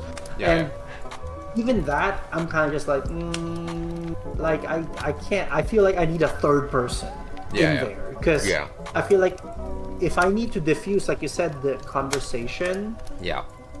I want that third person to be there so I can diffuse the conversation to that. If I can't, I feel like it's too intense. That's why. Yeah. And I say that even with my mom, right? Like, the fact that like, my brother is a pain in the ass to travel with, but if I'm gonna take my mom and I want to take my mom to Japan, for example, it's even awkward for me to envision the idea of it's just me and my mom going to Japan. I feel like I need my brother in there, or a third person. Yeah. I mean, like, if it's someone that I know very well, then I don't mind. Like, if it's, like, one-on-one with just, like, say, me and my best friend. Sure. But if it's, like, if it's someone that I find attractive, then it gets into a problem. Because it's, like, I'm worried about making sure that they're comfortable. I also have to make sure that I'm comfortable. And it's then because your brain is working. Yeah, because like I am a very sensitive person, because if I can tell that someone doesn't like my company, I feel it. And I know how it feels. So I'm like, and usually with women I feel that more often than I should. Oh man, it's almost like this is the kind of situation where sometimes ignorance is bliss, Yeah. They kind of just wish you were like kind of dumb. Yeah, that's why I think for me I can only meet women like in like situations where it's like a group event where it's Makes like sense. we're all in a group and I don't have to worry about focusing on her. I would focus on like everybody around me. So that way, if she is attracted to me or she finds me attractive, she'll see me socializing with other people that I may know, or I'm trying to get to know because I'm not attracted to them, or something like that, or like I'm trying to get to know them, or whatever that may be. So, like even like meeting guy friends too, like trying to make friends with guys is also a bit of a challenge, because like I've gotten like, because it's because of high school. I remember like I would guess I would be acquaintances with like particular groups, and then like I would say something that I think was like kind of playful, but then they would take it the wrong way, and I won't know about it until my best friend told me that so and so said this about me, and I'm like, they didn't tell me anything about that. Like, they didn't say anything to me. Usually people don't like confrontation. So yeah, so like they didn't say anything to me. Like, you know, like, why didn't they tell me? Like, you know, and like I try not to be intimidating. Like, I basically am like, yo, if I said something that was wrong, please tell me so I can apologize and own my mistake. But you know, I never hear that from the groups that basically had a problem with me. So yeah, usually are like that though. In general, in most situations, people usually are not fond of confrontation. So they usually something that they usually trash. Let's just say trash talk, for the lack of a better term. Private that's kind of putting it mildly sometimes. Because from what I heard from these other groups, they would trash talk me a lot. Because like I was socially awkward back in high school, and I was like, man, I got trash talk a lot. I mean, some of it was valid, and some of it was like, okay, like I see you guys are kind of being very nitpicky now. That's so stupid, because I mean, at least I don't know how much you've changed when you went to college, but when I was in high school, I was kind of like the quiet kid that had a little bit of sort of like a depressive side, but at the same time, it's like I was a wallflower, but I never went to prom or anything like that, or I never even had the courage to like ask a girl out. I would probably be the one to send love letters. But like in college, yeah, I kind of changed because I did experience my first relationship during college. During college? Yeah, during college, yeah. But that relationship didn't end well. And I think after college, that's when I experienced like a second relationship, which actually was better than the first. So like that lasted 2 years. So like now I actually have experience being in a relationship. So, and I think that was like the best relationship I was in. But unfortunately that didn't last. And but I think like out of all my exes, like the relationship I was in with that particular ex, I don't wish any ill will towards her, because like we actually had like good times, and like now like when I got like there were times when there was one time I noticed that her Instagram saw my Instagram, like when I looked at my stories, and she's already married, and I think she has a kid now. So like, you know, she managed to get the thing that she wanted from me from someone else.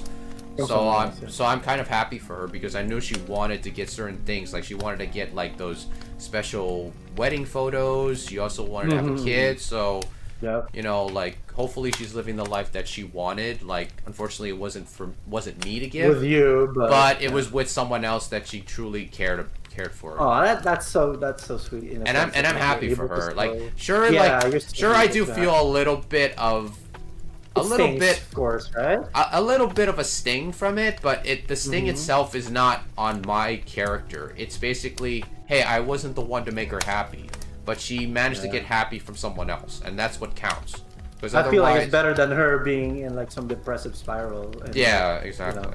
So you know, like that's the thing. And if I didn't break up with her, then I wouldn't have known about investing. I wouldn't have known about like putting my money in to work with me and all this other stuff. So, you know, things happen. Like, I'm not going to say that, like, you know, the universe is going to basically dictate your fate or anything, but life itself is always going to have these, it's always going to have these weird turbulences where it's like, yeah, a bad thing happened, but at the same time, like, sometimes you have to find a way to find a good that come out of it, but it takes a lot of hard soul searching, and it's not easy. It's never easy. But at least you now know, because you've had the prior, you know, relationship experience. You know, you now know like your style. You now know what you want in someone. Yeah. You now know. I do feel like you're definitely probably gonna break some of the rules that you're telling me in terms of like. You know, like approaching someone. I do think that if you find someone that you think has good affinity with you, I think you'll maybe at that time, you know, muster the courage to like reach out to them. And it depends, right? Yeah, like, I mean, there's also, like, a belief in myself that I might break, which is, like, I have this belief in myself that if I'm attracted to the woman first, it's already game over, and I'm probably gonna not be able to, like, date that person. Because, usually for me, it's, like, my dating experience is that, the girls that I dated, like, well, actually, like, the ex that I just talked about, she was attracted to me first. Okay. And I wasn't really attracted to her at the time. I thought she was cute, but I wasn't really actually into, like, trying to date her at the time. And at that point, she just basically just kept getting closer to me. She wanted to know more about me. And, like, she basically was trying to put... How did it manifest? Did you guys were, like, in texting? Did you guys text a lot, or...? So we met at a classmate's birthday party.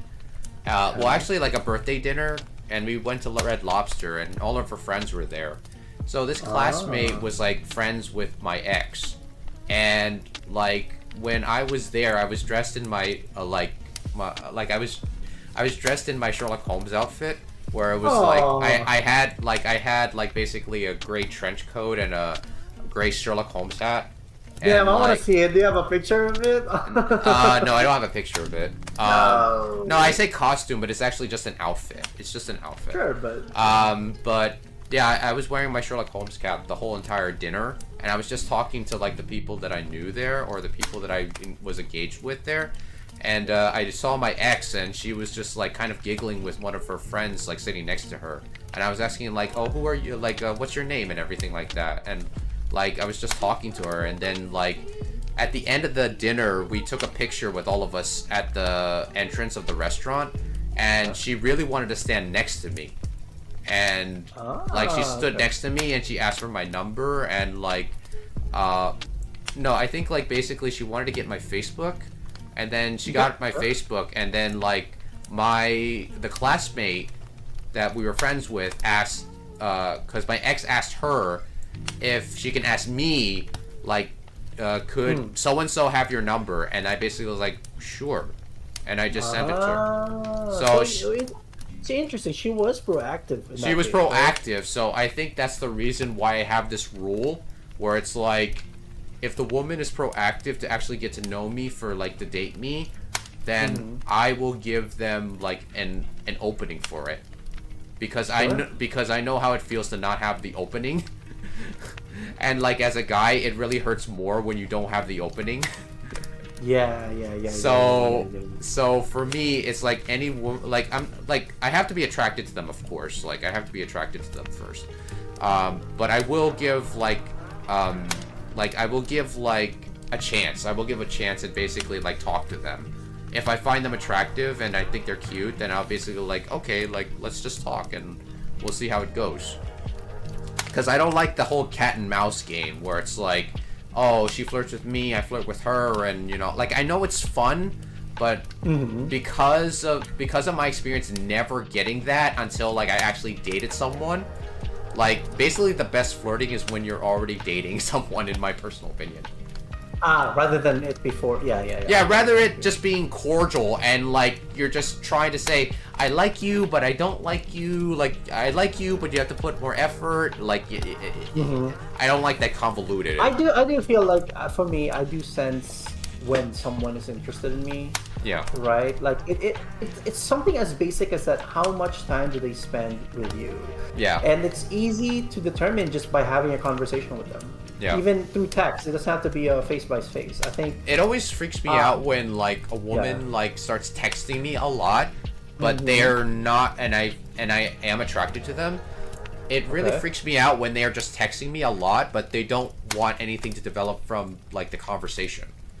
Really, that's weird. I guess I've never had that situation. I've had that experience, like, I think twice.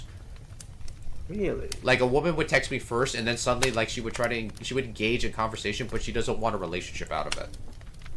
Now, of course, like, you know, like, if she wants to be friends, like, I would want her to establish that. Right. But of course, like, since I'm attracted to them, it clouds my judgment. Now, it could also be my fault as a guy, and I accept that if anyone in chat wants to say that. to me. Like, it's my fault as a guy for being attracted to them in addition to assuming that. But at the same time, it's like, it makes it very, very difficult for me to interpret the message. So that's why, like you said, Rainier, I am probably traumatized from stuff like that. That's why for me, it's like I kind of close myself off, especially when a woman tries to engage in conversation with me first. I see. Which is unfortunate. Yeah. So do you think there are... I'm pretty sure there are... If anyone in chat thinks I'm being unreasonable, please tell me I'm being unreasonable. Because that way I learn more about myself and I learn more about we probably do think you're unreasonable, but... But I understand why. Like, I understand where you're coming from. It's... Like, for me, I have had experiences where I can just... I mean, through my past experience now, I can tell... I can gauge whether someone's interested in me. Because I've had people who weren't interested in me, and I would try to have conversations with them, and I can tell it was just like, and to be fair to to them, I also do the same if I'm not interested in someone, and I can tell like a girl likes me, but I don't like them back. I can see how I interact with them. And it's the same thing on the other way when I'm interested in someone and I can tell the girl's not interested. Right. It's just the way the conversation flows. Because I've had only one relationship, so I can't speak much. But with that relationship, it was so obvious to me, right, that it was mutual. Because our conversation just flows left and right. It's just so natural. Like, it almost doesn't end because they are always... supplement. It's kind of like this podcast in a little sense that like we kind of piggyback off each other, right? But of course we're just friends. But so imagine in a relationship, it's even stronger where the conversation almost could potentially not die, right? Like if everyone's like awake and free, the conversation will just go on forever. You can talk about anything, about like whatever, and they always ask you questions back, right? They're not just like the ones that are not interested in you. You can tell it almost becomes like an interview because like you'll ask them question like how's your day, and they'll answer it, but then they won't like that's it. Answer the conversation. And then you can keep asking them questions, and then they can keep answering, but it will never be like how are you? Like how's your day? Or what did you do? Or what did you think about this? Or you know, so you know, I do think that like dating is possible, that it's not, if you're looking for someone, it doesn't have to be super complicated because you can already test it. Like really early on, you can test it with just a simple conversation. That's why I don't like the games, because like when it comes to the texting game and all that stuff, like there's always certain rules where it's like, you know, like for some people it works and some people it doesn't, and like usually like the rule is that, oh, if a girl texts you, you have to wait 5 minutes to make it seem like you're busy. I don't do like, any of that. It's like that stuff, right? And like I understand where those rules come from, but at the same time I'm like, some people don't follow those rules and somehow they're just fine. And like, I mean, I get it though. There are some times where you're like, does this sound like I'm desperate? Like I don't want to. Yeah, it's like stuff like that, and I find that so ridiculous because I'm like, yo, like I was like, guy or girl? I'm like, yo, my dude, or like, you know, like. It's like, you know, my friend, like, you know, like, stop overcomplicating it. You want him, you want her. Just be direct here, okay? Like, you know, like, don't make it complicated. It's like, but what if they think I'm needy and all that stuff? Then they're not meant for you. Move on. That's basically like how it is. Because like, I think the thing of it is that like a lot of people, like, they're worried about not meeting the right person. Or they're worried about that, oh, this person's attractive, but I don't want to scare them away. But if you already scare them away, then that shows that probably they're not meant for you to begin with. But of course, like, I understand giving people second chances. But at the same time, it's like there's a reason why some people say, like, hey, when I first met this person and I got to, like, actually hang out with them, date them for, like, a good while, like, maybe 2 years, we already knew that we were going to get married. So so you know, like, I'm not saying like you're gonna fall in love at first sight and you're like, oh, we're gonna get married like after like say like a week, like I mean there's some couples that do that, but at the same time it's like there's some couples that do it as fast, but then they get divorced even faster. I'm not a fan of tornado ones either. But you know, like there's some that just have those like really abrupt like dating periods where like they dated each other for 2 weeks and they're like, yo, let's get married, and then they make it work. So you know, like we said, like life is not a straight and narrow thing. Like sometimes it just happens like that, and sometimes it works and sometimes it doesn't. But I think that goes into like you know, it's like the whole debate with like say the left hemisphere of the brain and the right hemisphere of the brain. Like you make your life very, very logical to the point where it's like, yeah, we have our life in order because we built the logic around it, or we have our life in order because we followed our gut and somehow it has led us to better results than just making things a logical like conundrum all the time. But maybe it's like also in the middle, you know, because those also exist when it comes to like life. Life. Yeah. Life is interesting. Yeah, I mean, that's my personal take on it, but yeah, like, usually for me, I always, like, because since I'm already, like, 5 years until I'm 40, I usually assume that I'm just going to be the uncle that just observes, like, all my friends, whether they be young or older, like, go through their lives, and I'll just be, like, for their kids, I'll just be the uncle that basically, like, is not married and just, like, you know, just tell their kids stories or just, like, try to engage with their kids and their interests. While, like, you know, I'm probably talking to the, like, younger adults, like, you know, like, you guys are so young, like, you know, you guys are gonna do some great things, and I believe in you guys. Yeah. Like I imagine myself as, like, the Uncle Iroh that basically is, like, what's on your mind? Like, you know, what's troubling you? It's like, I'm trying to ask out this girl and stuff. It's like, oh, is she pretty? It's like, there'll probably be, like, a lad who's like, she's beautiful. It's like, no. I see. Like, you know, like, I don't mind being, like, the single uncle that basically people are like, yo, like, I like talking to Peter because, like, he always has something to say. But at the same time, like, you know, I don't know if I will meet someone that I just be simpatico with, but that's why I never try to assume anything.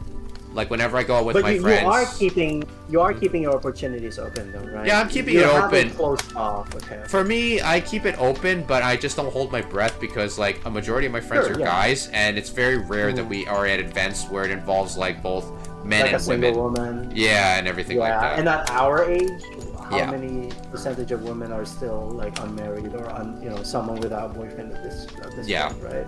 Yeah.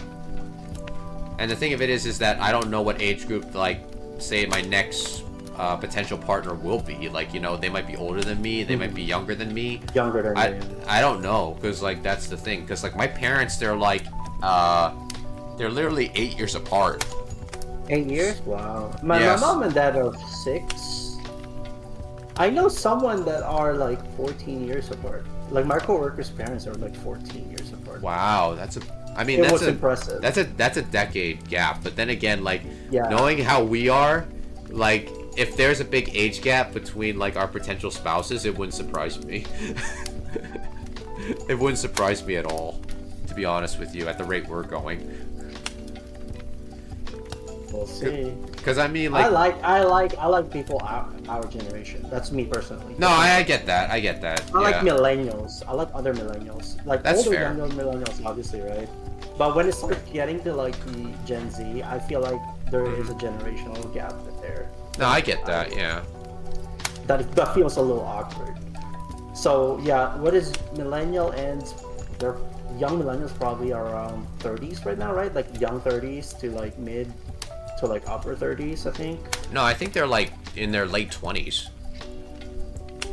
Well, I'm definitely middle millennial, I think, because I consider my brother older millennial. He's 4 years older. Yeah, me and you are like almost close to the same age. Yeah, so I think we're like millennial, aren't we? Yeah, so we're literally like middle millennial. But I do think like 25 is definitely Gen Z. I think 27 is Gen Z. But like border 30s are millennials, I think. Like 29, 30. Because I think millennials, like anyone that's like close to like probably 2000, they're still considered millennials. I see. So like I think when I think about it, I think anyone. No, the definition is definitely different, right? Yeah, because I know that I know one of my streamer friends, she's considered millennial because she's like I think she's like 20. I think she's like already 30 now. Alright, let's see. So, common consensus of millennials are born in 1981 to 1996. And I'm a 90 person, so that means someone who's 29 years old. Okay. Yeah, that's why. That's why I'm assuming that they're probably in their late 20s, about to hit 30. Yeah. So 29 to 44 are considered millennials. Yeah. That's interesting because. Yeah, so that means we are smack in the middle of millennial. We are not being 90 around that area. You're in the middle of millennial. Yeah, pretty much. Yeah. Wow. Or I guess we're still on the younger end, I guess. Yeah. Technically speaking, but you know. I mean, the thing of it is that like, when I think about the other generations like Gen Z and all that stuff, like, I am not bothered by them. Like, actually, I feel like I would learn a lot from their generation. Yeah, but I feel like they have a different humor and different outlook of life that I feel disconnected to. Anyway, that's why I don't. As long as they're not like a doomer, I don't have a problem with them. Like, I don't think I can. Yeah, like I don't want to date like a doomer or anything like that. Doomer. Yeah, like I don't want to deal with that nonsense. I mean, all the 6'7" Ohio skibbity Riz. I mean, I can't do it. Oh, okay. I get you. I mean, like now that I think about it, I don't think I even say the slang that I used to back in high school. When I think about it. Oh, what kind of slang? I mean, back in high school, the thing of it is that I don't even remember the slang that I said in high school. For us, it's like it's Rick James, bitch.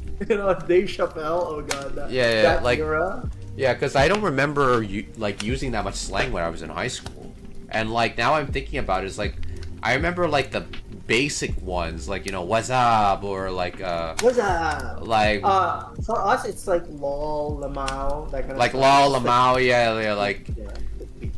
yeah, like I remember like certain stuff, but at the same time I'm like I find it funny that I think it's Gen Alpha, their whole thing where it's like, you know, like what is it, like hey everybody, it's like hey chat, and I'm like, I think that's really funny.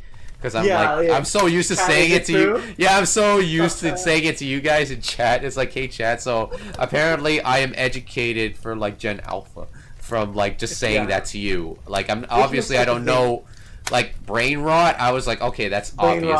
That's obvious one.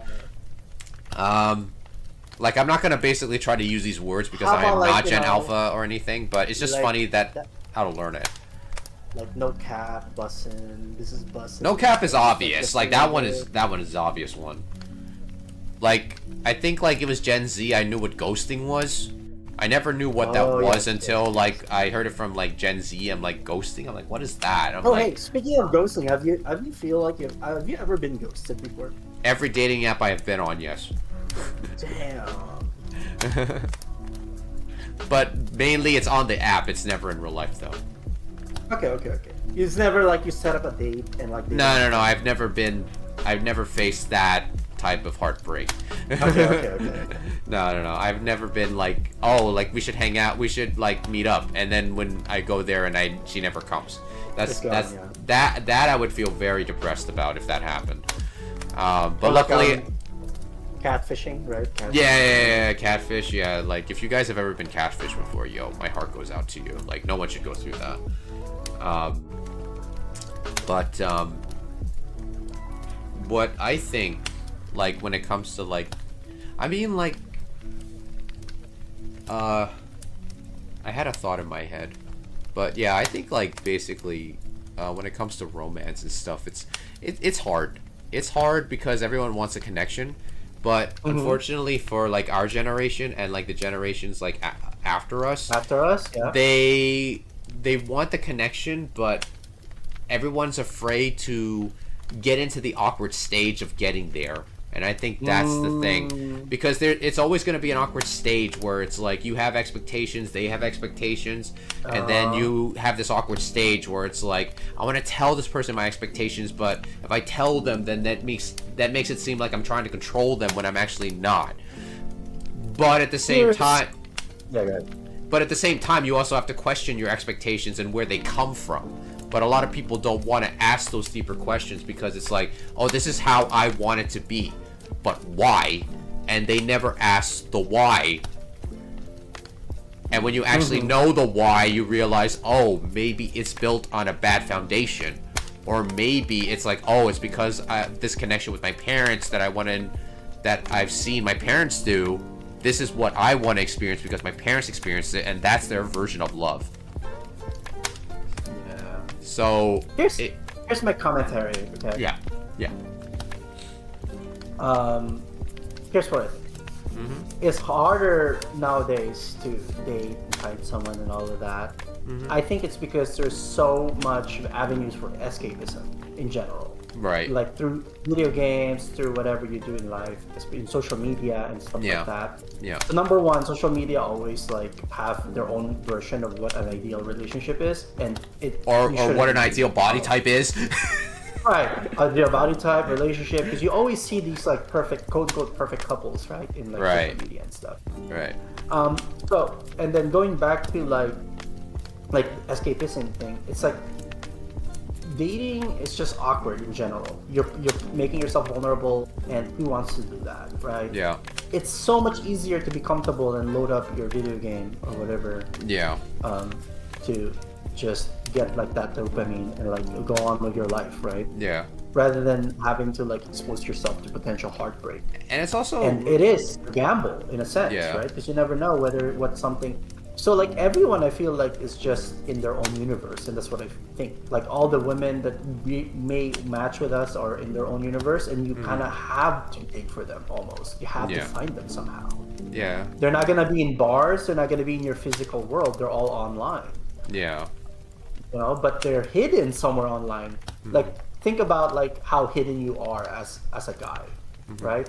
You have maybe like say like your Mahjong community, you dip in and out of there, you have this stream, you have your content, but in the grand scheme of things, we are hidden from the world out there. Right. And it also sucks for guys too, because one, the dating app scene is mainly more skewed to guys than women. Oh yeah, of course. And what also sucks is that when men are getting mixed messages on how to like actually like show their vulnerability towards women, because like I think for women, like they're still getting used to like seeing a man cry. And like if a man cries and like a woman is not used to that yet, like it will be hard for the man to be vulnerable towards the woman. And like for men, like sometimes they can be overly vulnerable, or they can be so closed off that it becomes like a sense like, I don't know what makes you tick, like, you know, like why don't you talk to me, like that type of thing. It's as if like I have to be stone cold stoic, but in the stoicism I can't reveal that I'm in pain. Yeah. So like it really sucks for guys, because it's like I want to show her that I am an emotional human being, but I can't show it in a way where it seems like it makes me less attractive in a way as a guy. It's rough. It's rough definitely for guys, I think. Yeah. In the dating app world, it's rough because so I love hearing like stories from my coworkers, right? Who are like, you know, they're like in their mid-20s and they have like dating app and they're female, they're women, right? So they are on the opposite end of the spectrum. It's so interesting to see their perspective on dating and stuff like that. Yeah. Because especially from this other girl, and she's like fairly attractive, so it's obvious she's gonna get like hundreds. So it feels to me when she has like a bad date, for example, and like things didn't work out. Yeah. The next week she has a different date because it's like she has hundreds and thousands of applicants waiting.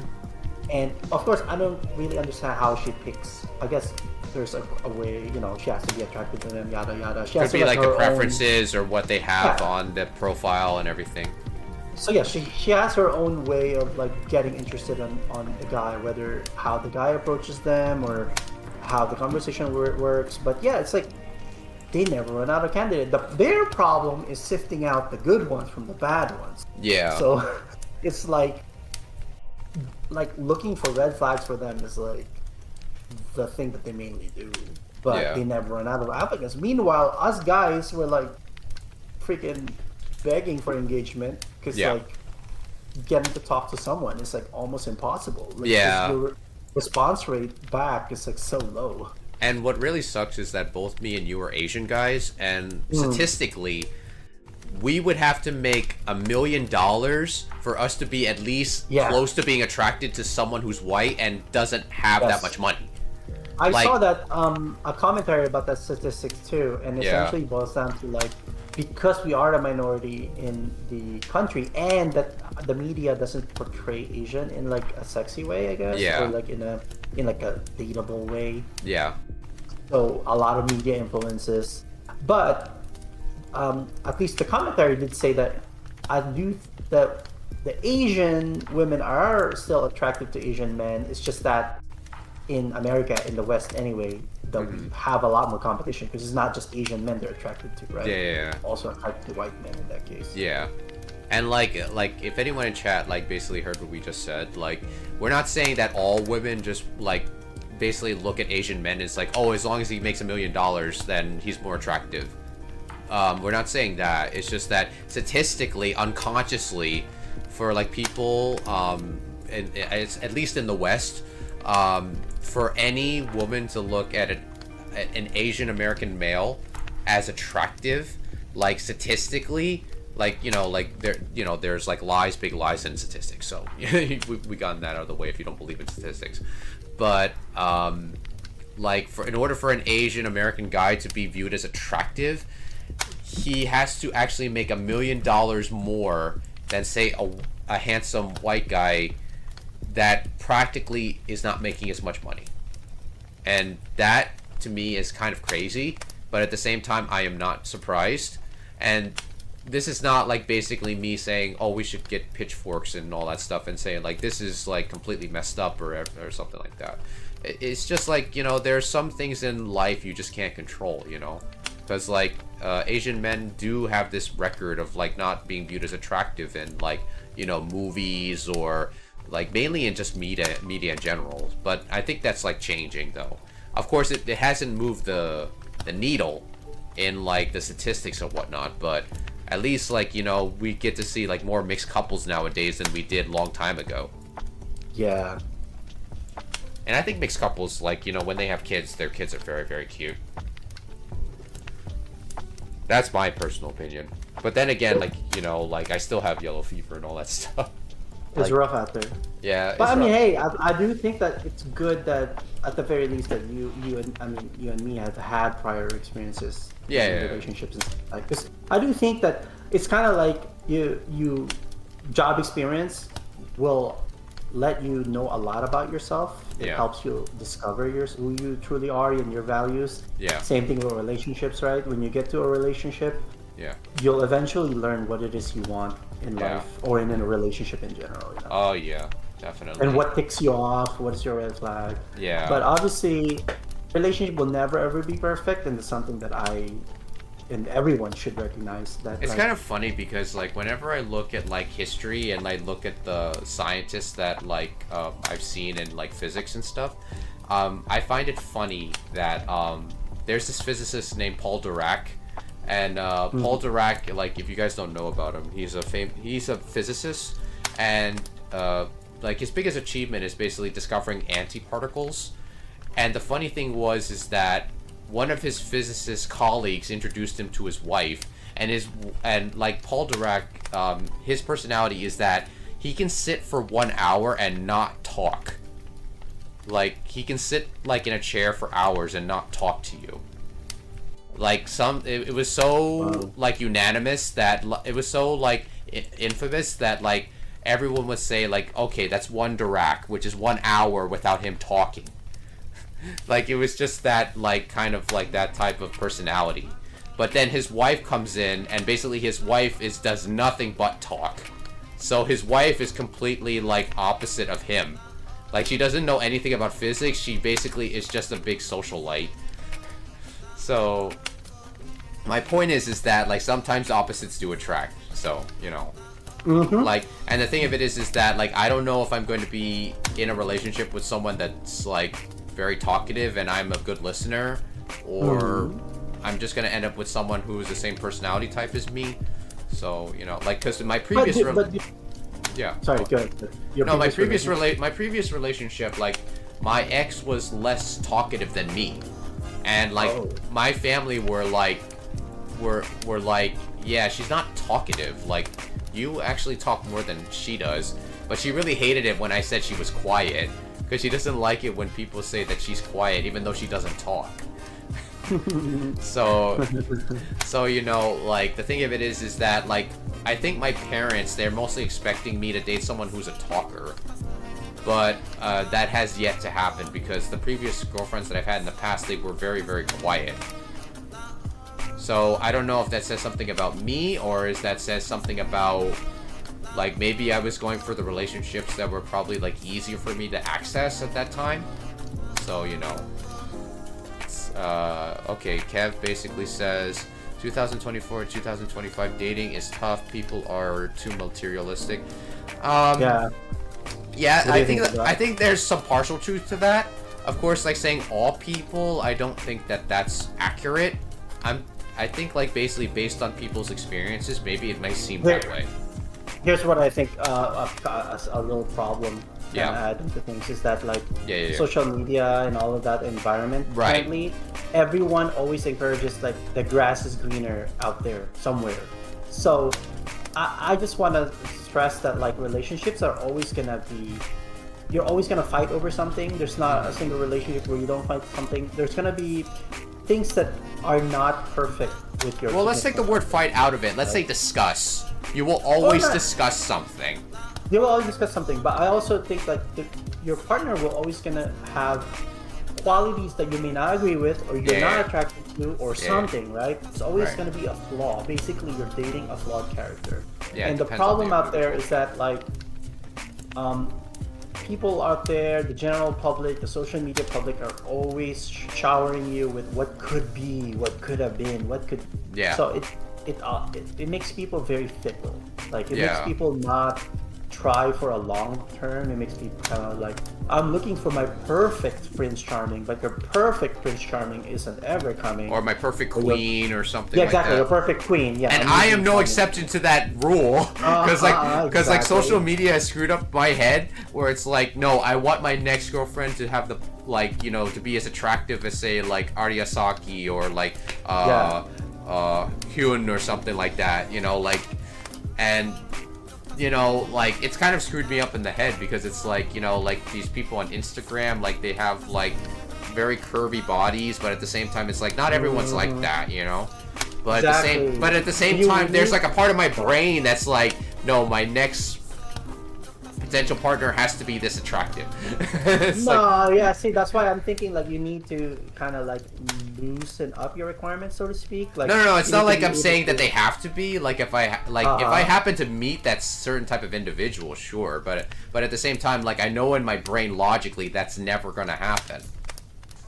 It's like as a guy, you kind of feel like there's this instinct where you're just like, oh, I dated someone before, but we didn't work out. I want to date someone that's at least a little bit better than from my ex, you know, that sort of thing.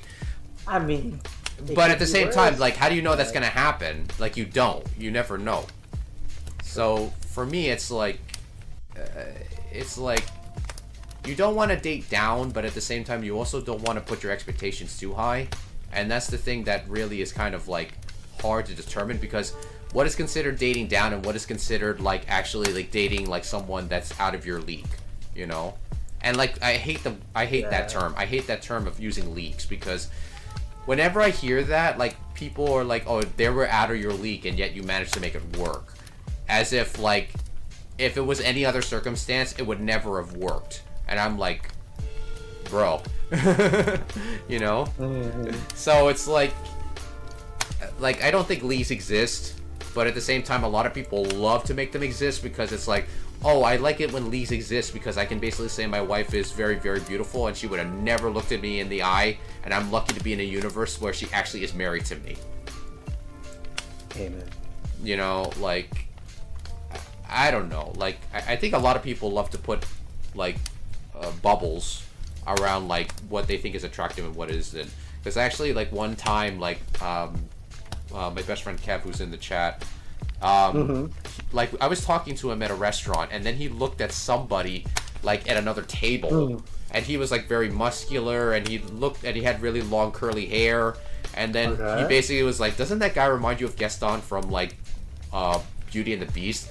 And I was like, what are you talking about? And I looked at the guy and I was like, yeah, sure, why? And then he was like, yo, like, Peter, have you ever had those experiences where you look at people and you're like, yo, they're so dang attractive, why aren't you a movie star or a social influencer?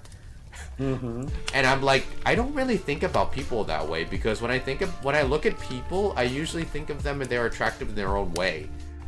Yeah, maybe sure, like if they're very, very pretty, like if they're very curvy, I do notice it, but at the same time, I don't instantly think that they're an influencer or they're a movie star.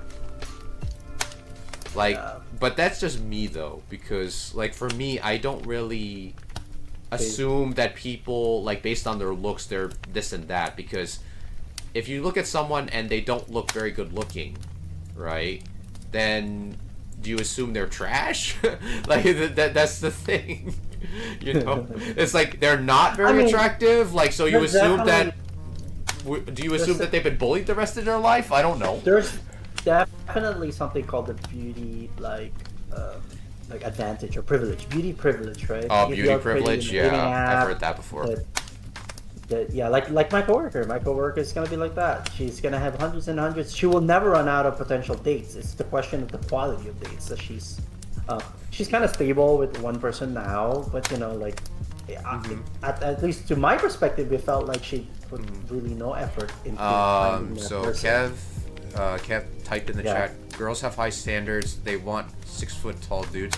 I think that's a little bit misleading, because like because I think a lot of girls, like, they vary. I get that. And here's and what like, I say. I am interested in Kev's dating perspective, in my opinion, because obviously we have, just like how he may be I mean, Kev, are you under 6'0"? I assume you're under. No, me and him are the same age. Okay, but I'm just curious about, like, his experience, because maybe he's traumatized some way too. You know, how's your dating, like, you know, life been? Have you been, like, do you feel like you've been rejected because you're not 6'0" and higher? No, I don't think so. He has dated before. Is that? Oh, okay. Yeah, because, like, I think the reason why he says that is because, like, I think it's based on not only his experience, but also the experience of his other friends. Because whenever you reflect on something, it's usually either you've experienced it or your friends have experienced it. Yeah. And I think when guys, they say, like, girls only want men that are 6 foot and have blonde hair and blue eyes and stuff, I think it's a little bit misleading, because a lot of women are so used to hearing that from social media that, like, a lot of women are willing to refute that. So, you know, yeah, it like, obviously they're attracted to attractive men, but at the same time, it's like they don't have to be 6 foot. I think that, like, because the thing of it is that you're looking at a very skewed statistic. You're looking at, like, less than 1% of, like, the guy population that is, like, probably up that par. And, you know, Asian guys are getting taller, so, you know. Some girls like height, they feel more secure. I only ran into one tall girl that liked me, but I wasn't blind. Gotcha. Yeah, like, I mean, there are some girls that like a guy's height, you know, like, because it makes her feel more protected and stuff. I get that. But, you know, it's not like a factor for all girls. It's only some. But I think that's how it is. Like, some guys like certain types of girls, and some girls like certain types of guys. You know? Some women ended up marrying people that they never thought they would be attracted to, and then suddenly they got attracted to them, and they're like, yeah, and then they would give the story. It's like, yeah, when I first met my husband, I never even thought he was attractive. And it's like, then why are you married to him? And it's like, I just got to know him, and then suddenly I realized that I kind of went to him for everything that I was going through. So it's like stuff like that. Like, it could just happen, like, as, like, you know, as circumstance, which is usually, like, I think a majority of how relationships start, actually. Like, you never thought that you would be in a relationship with them, and then somehow it just works. Yeah. And I think that's how, like, our parents ended up together sometimes, because my mom, she didn't start dating my dad until my aunt actually kind of paired them up together. Because my aunt was actually my mom's boss. And like, wow. my mom worked for my aunt for like a little while, but then she had to go back to her village. And then I think she worked in her village for a little bit of time, but then she went back to Bangkok and started working in Bangkok. And she worked for my aunt again. And then my dad would pass by because obviously my aunt is my dad's sister. So obviously, like, I think what my aunt did was like, do you think my brother's attractive? And like my mom was like, he's cute. Like, why not? Like, you know, like, and then like my aunt just hooked my mom up, and then that's how it went. Do you think you would do something like that now? Like, if your parents somehow would be like, hey, we have this, you know, this lady that I think. There was one time like one of my other aunts was trying to set me up with like, I think like somebody, but then like my parents were like, no, you don't need to do that. I mean, but would you give no, it someone from Thailand though. It was from someone from Thailand. Oh yeah, that's tricky. Yeah, and I was like, no. Like my parents were like, no, don't do someone from the US. But that was when I was a kid though. I was not really like old enough to make decisions like that. Oh, what the heck? Yeah, that was like when I was a kid. So like for me it's like I'm not really a big fan of that, but at the same time it's like, what would you do it? Say like we can set you up for a date right now. She lives in the US. Like a miai? Yeah. Like a what? Like a miai? What is that? Isn't that like when like a group of Japanese women and a group of Japanese men, they meet up and they see if they're like suited. That kind of stuff.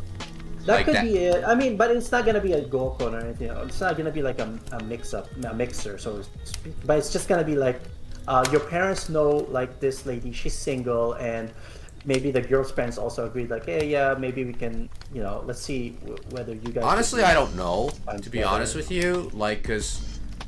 Like, my parents, they're not, like, in a big rush to, like, set me up for marriage, to be honest with you. Because they don't guilt trip me on it. And, yeah, like... normally people do, right? Normally parents I think my parents are probably aware that, like, maybe I'm just, like, not going to get married. Because I think that's probably it. Because they probably are like, yeah, if you end up with someone, we know you can probably find someone. You don't need our help for that. Because, I think with my parents, it's sort of like, because they've already seen I've dated twice, so they probably are like, he could probably find someone. Because he's done it before. I think that's like how my parents view it. Yeah. But I don't know. Like, I've never really asked their opinion on it. But at the same time, I think, knowing my mom, I think she would be like, yeah, I don't need to do anything for you for that. You're gonna have to do that on your own. That's funny, because sometimes I considered like just asking my mom to see if, hey, you know, you if she can arrange someone.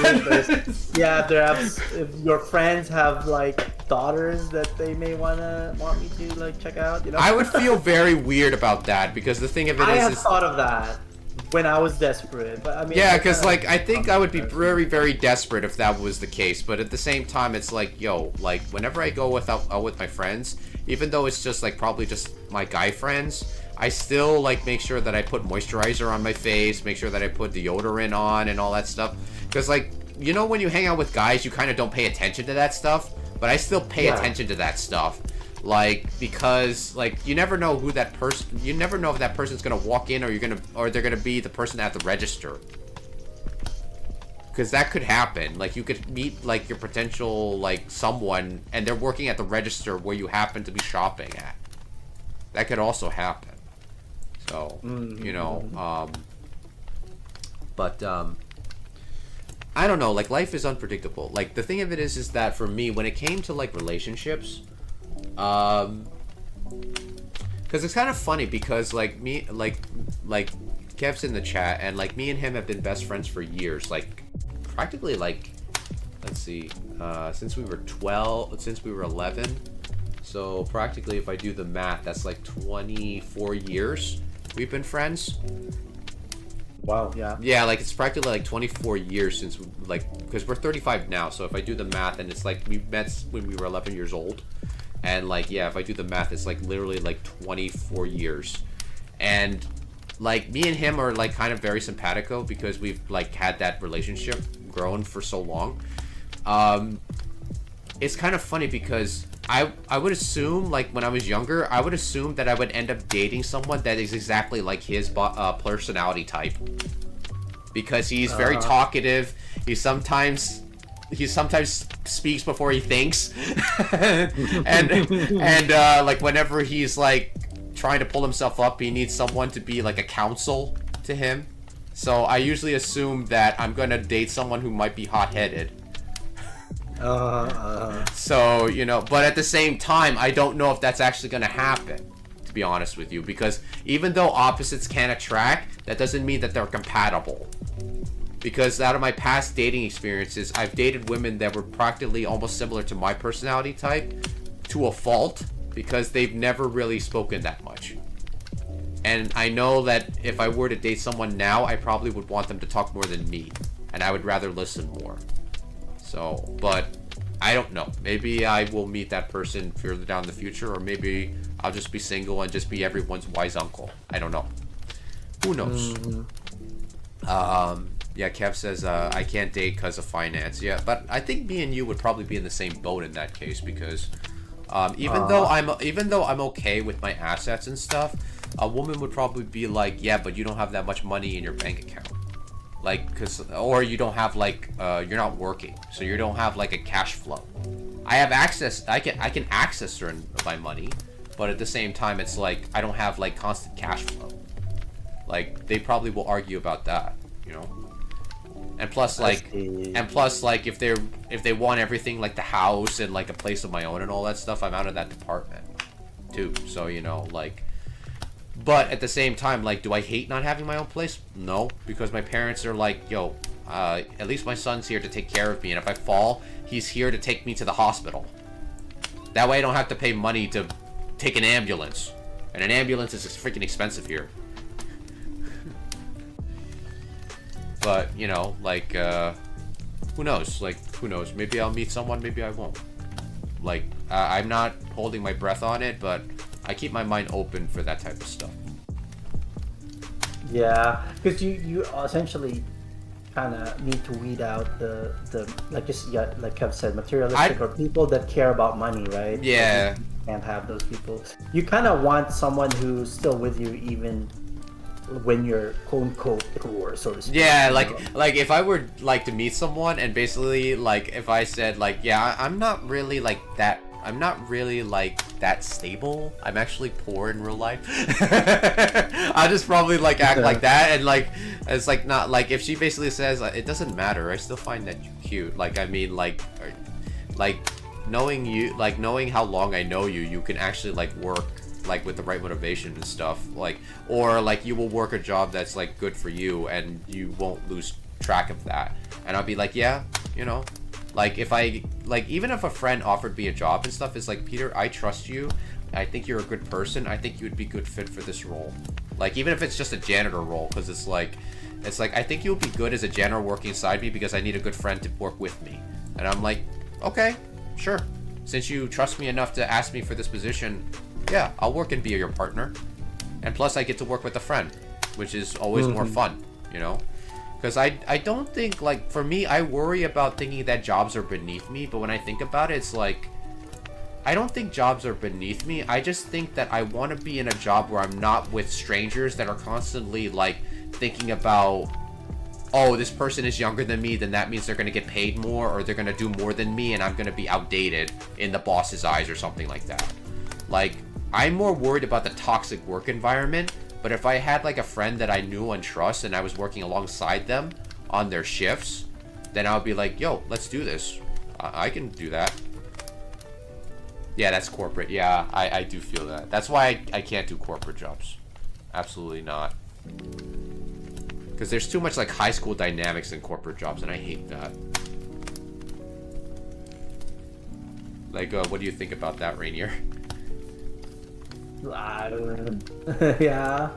Unless you open a business with friends, yeah, that's the only way. Yeah, but as long as those friends are reliable friends, because like opening a business with your friends also has a tricky. Yeah, it also has like somewhat like No, downsides. you guys have to set up actual contracts, and people will be like, "What? We're friends. Well, you don't trust me." No, contracts No. Like you have to be really honest with your friends there, because it's like, yeah, I like, you know, like, dude, I love you as a friend, but still, we have to do this right. Yep, I have to have a lawyer. I have to have a lawyer. You have to have a lawyer, and we're gonna have to draw this contract because, you know, if thing like say let's say we don't fall out, but you want to leave the business because you know you made enough money and you want to raise a family and focus on your family, we gotta have to make this work, because you're gonna have to have a lawyer to verify this contract, and then boom, that's basically how it works. I have no contract. Yeah, but the thing of it is that, like, did you pay to start the business? That's the thing. Because, like, you chose to work for them because they're your friends, right? But you're still considered, like, an employee still. Even though you're friends, but at the same time, you're still an employee of theirs.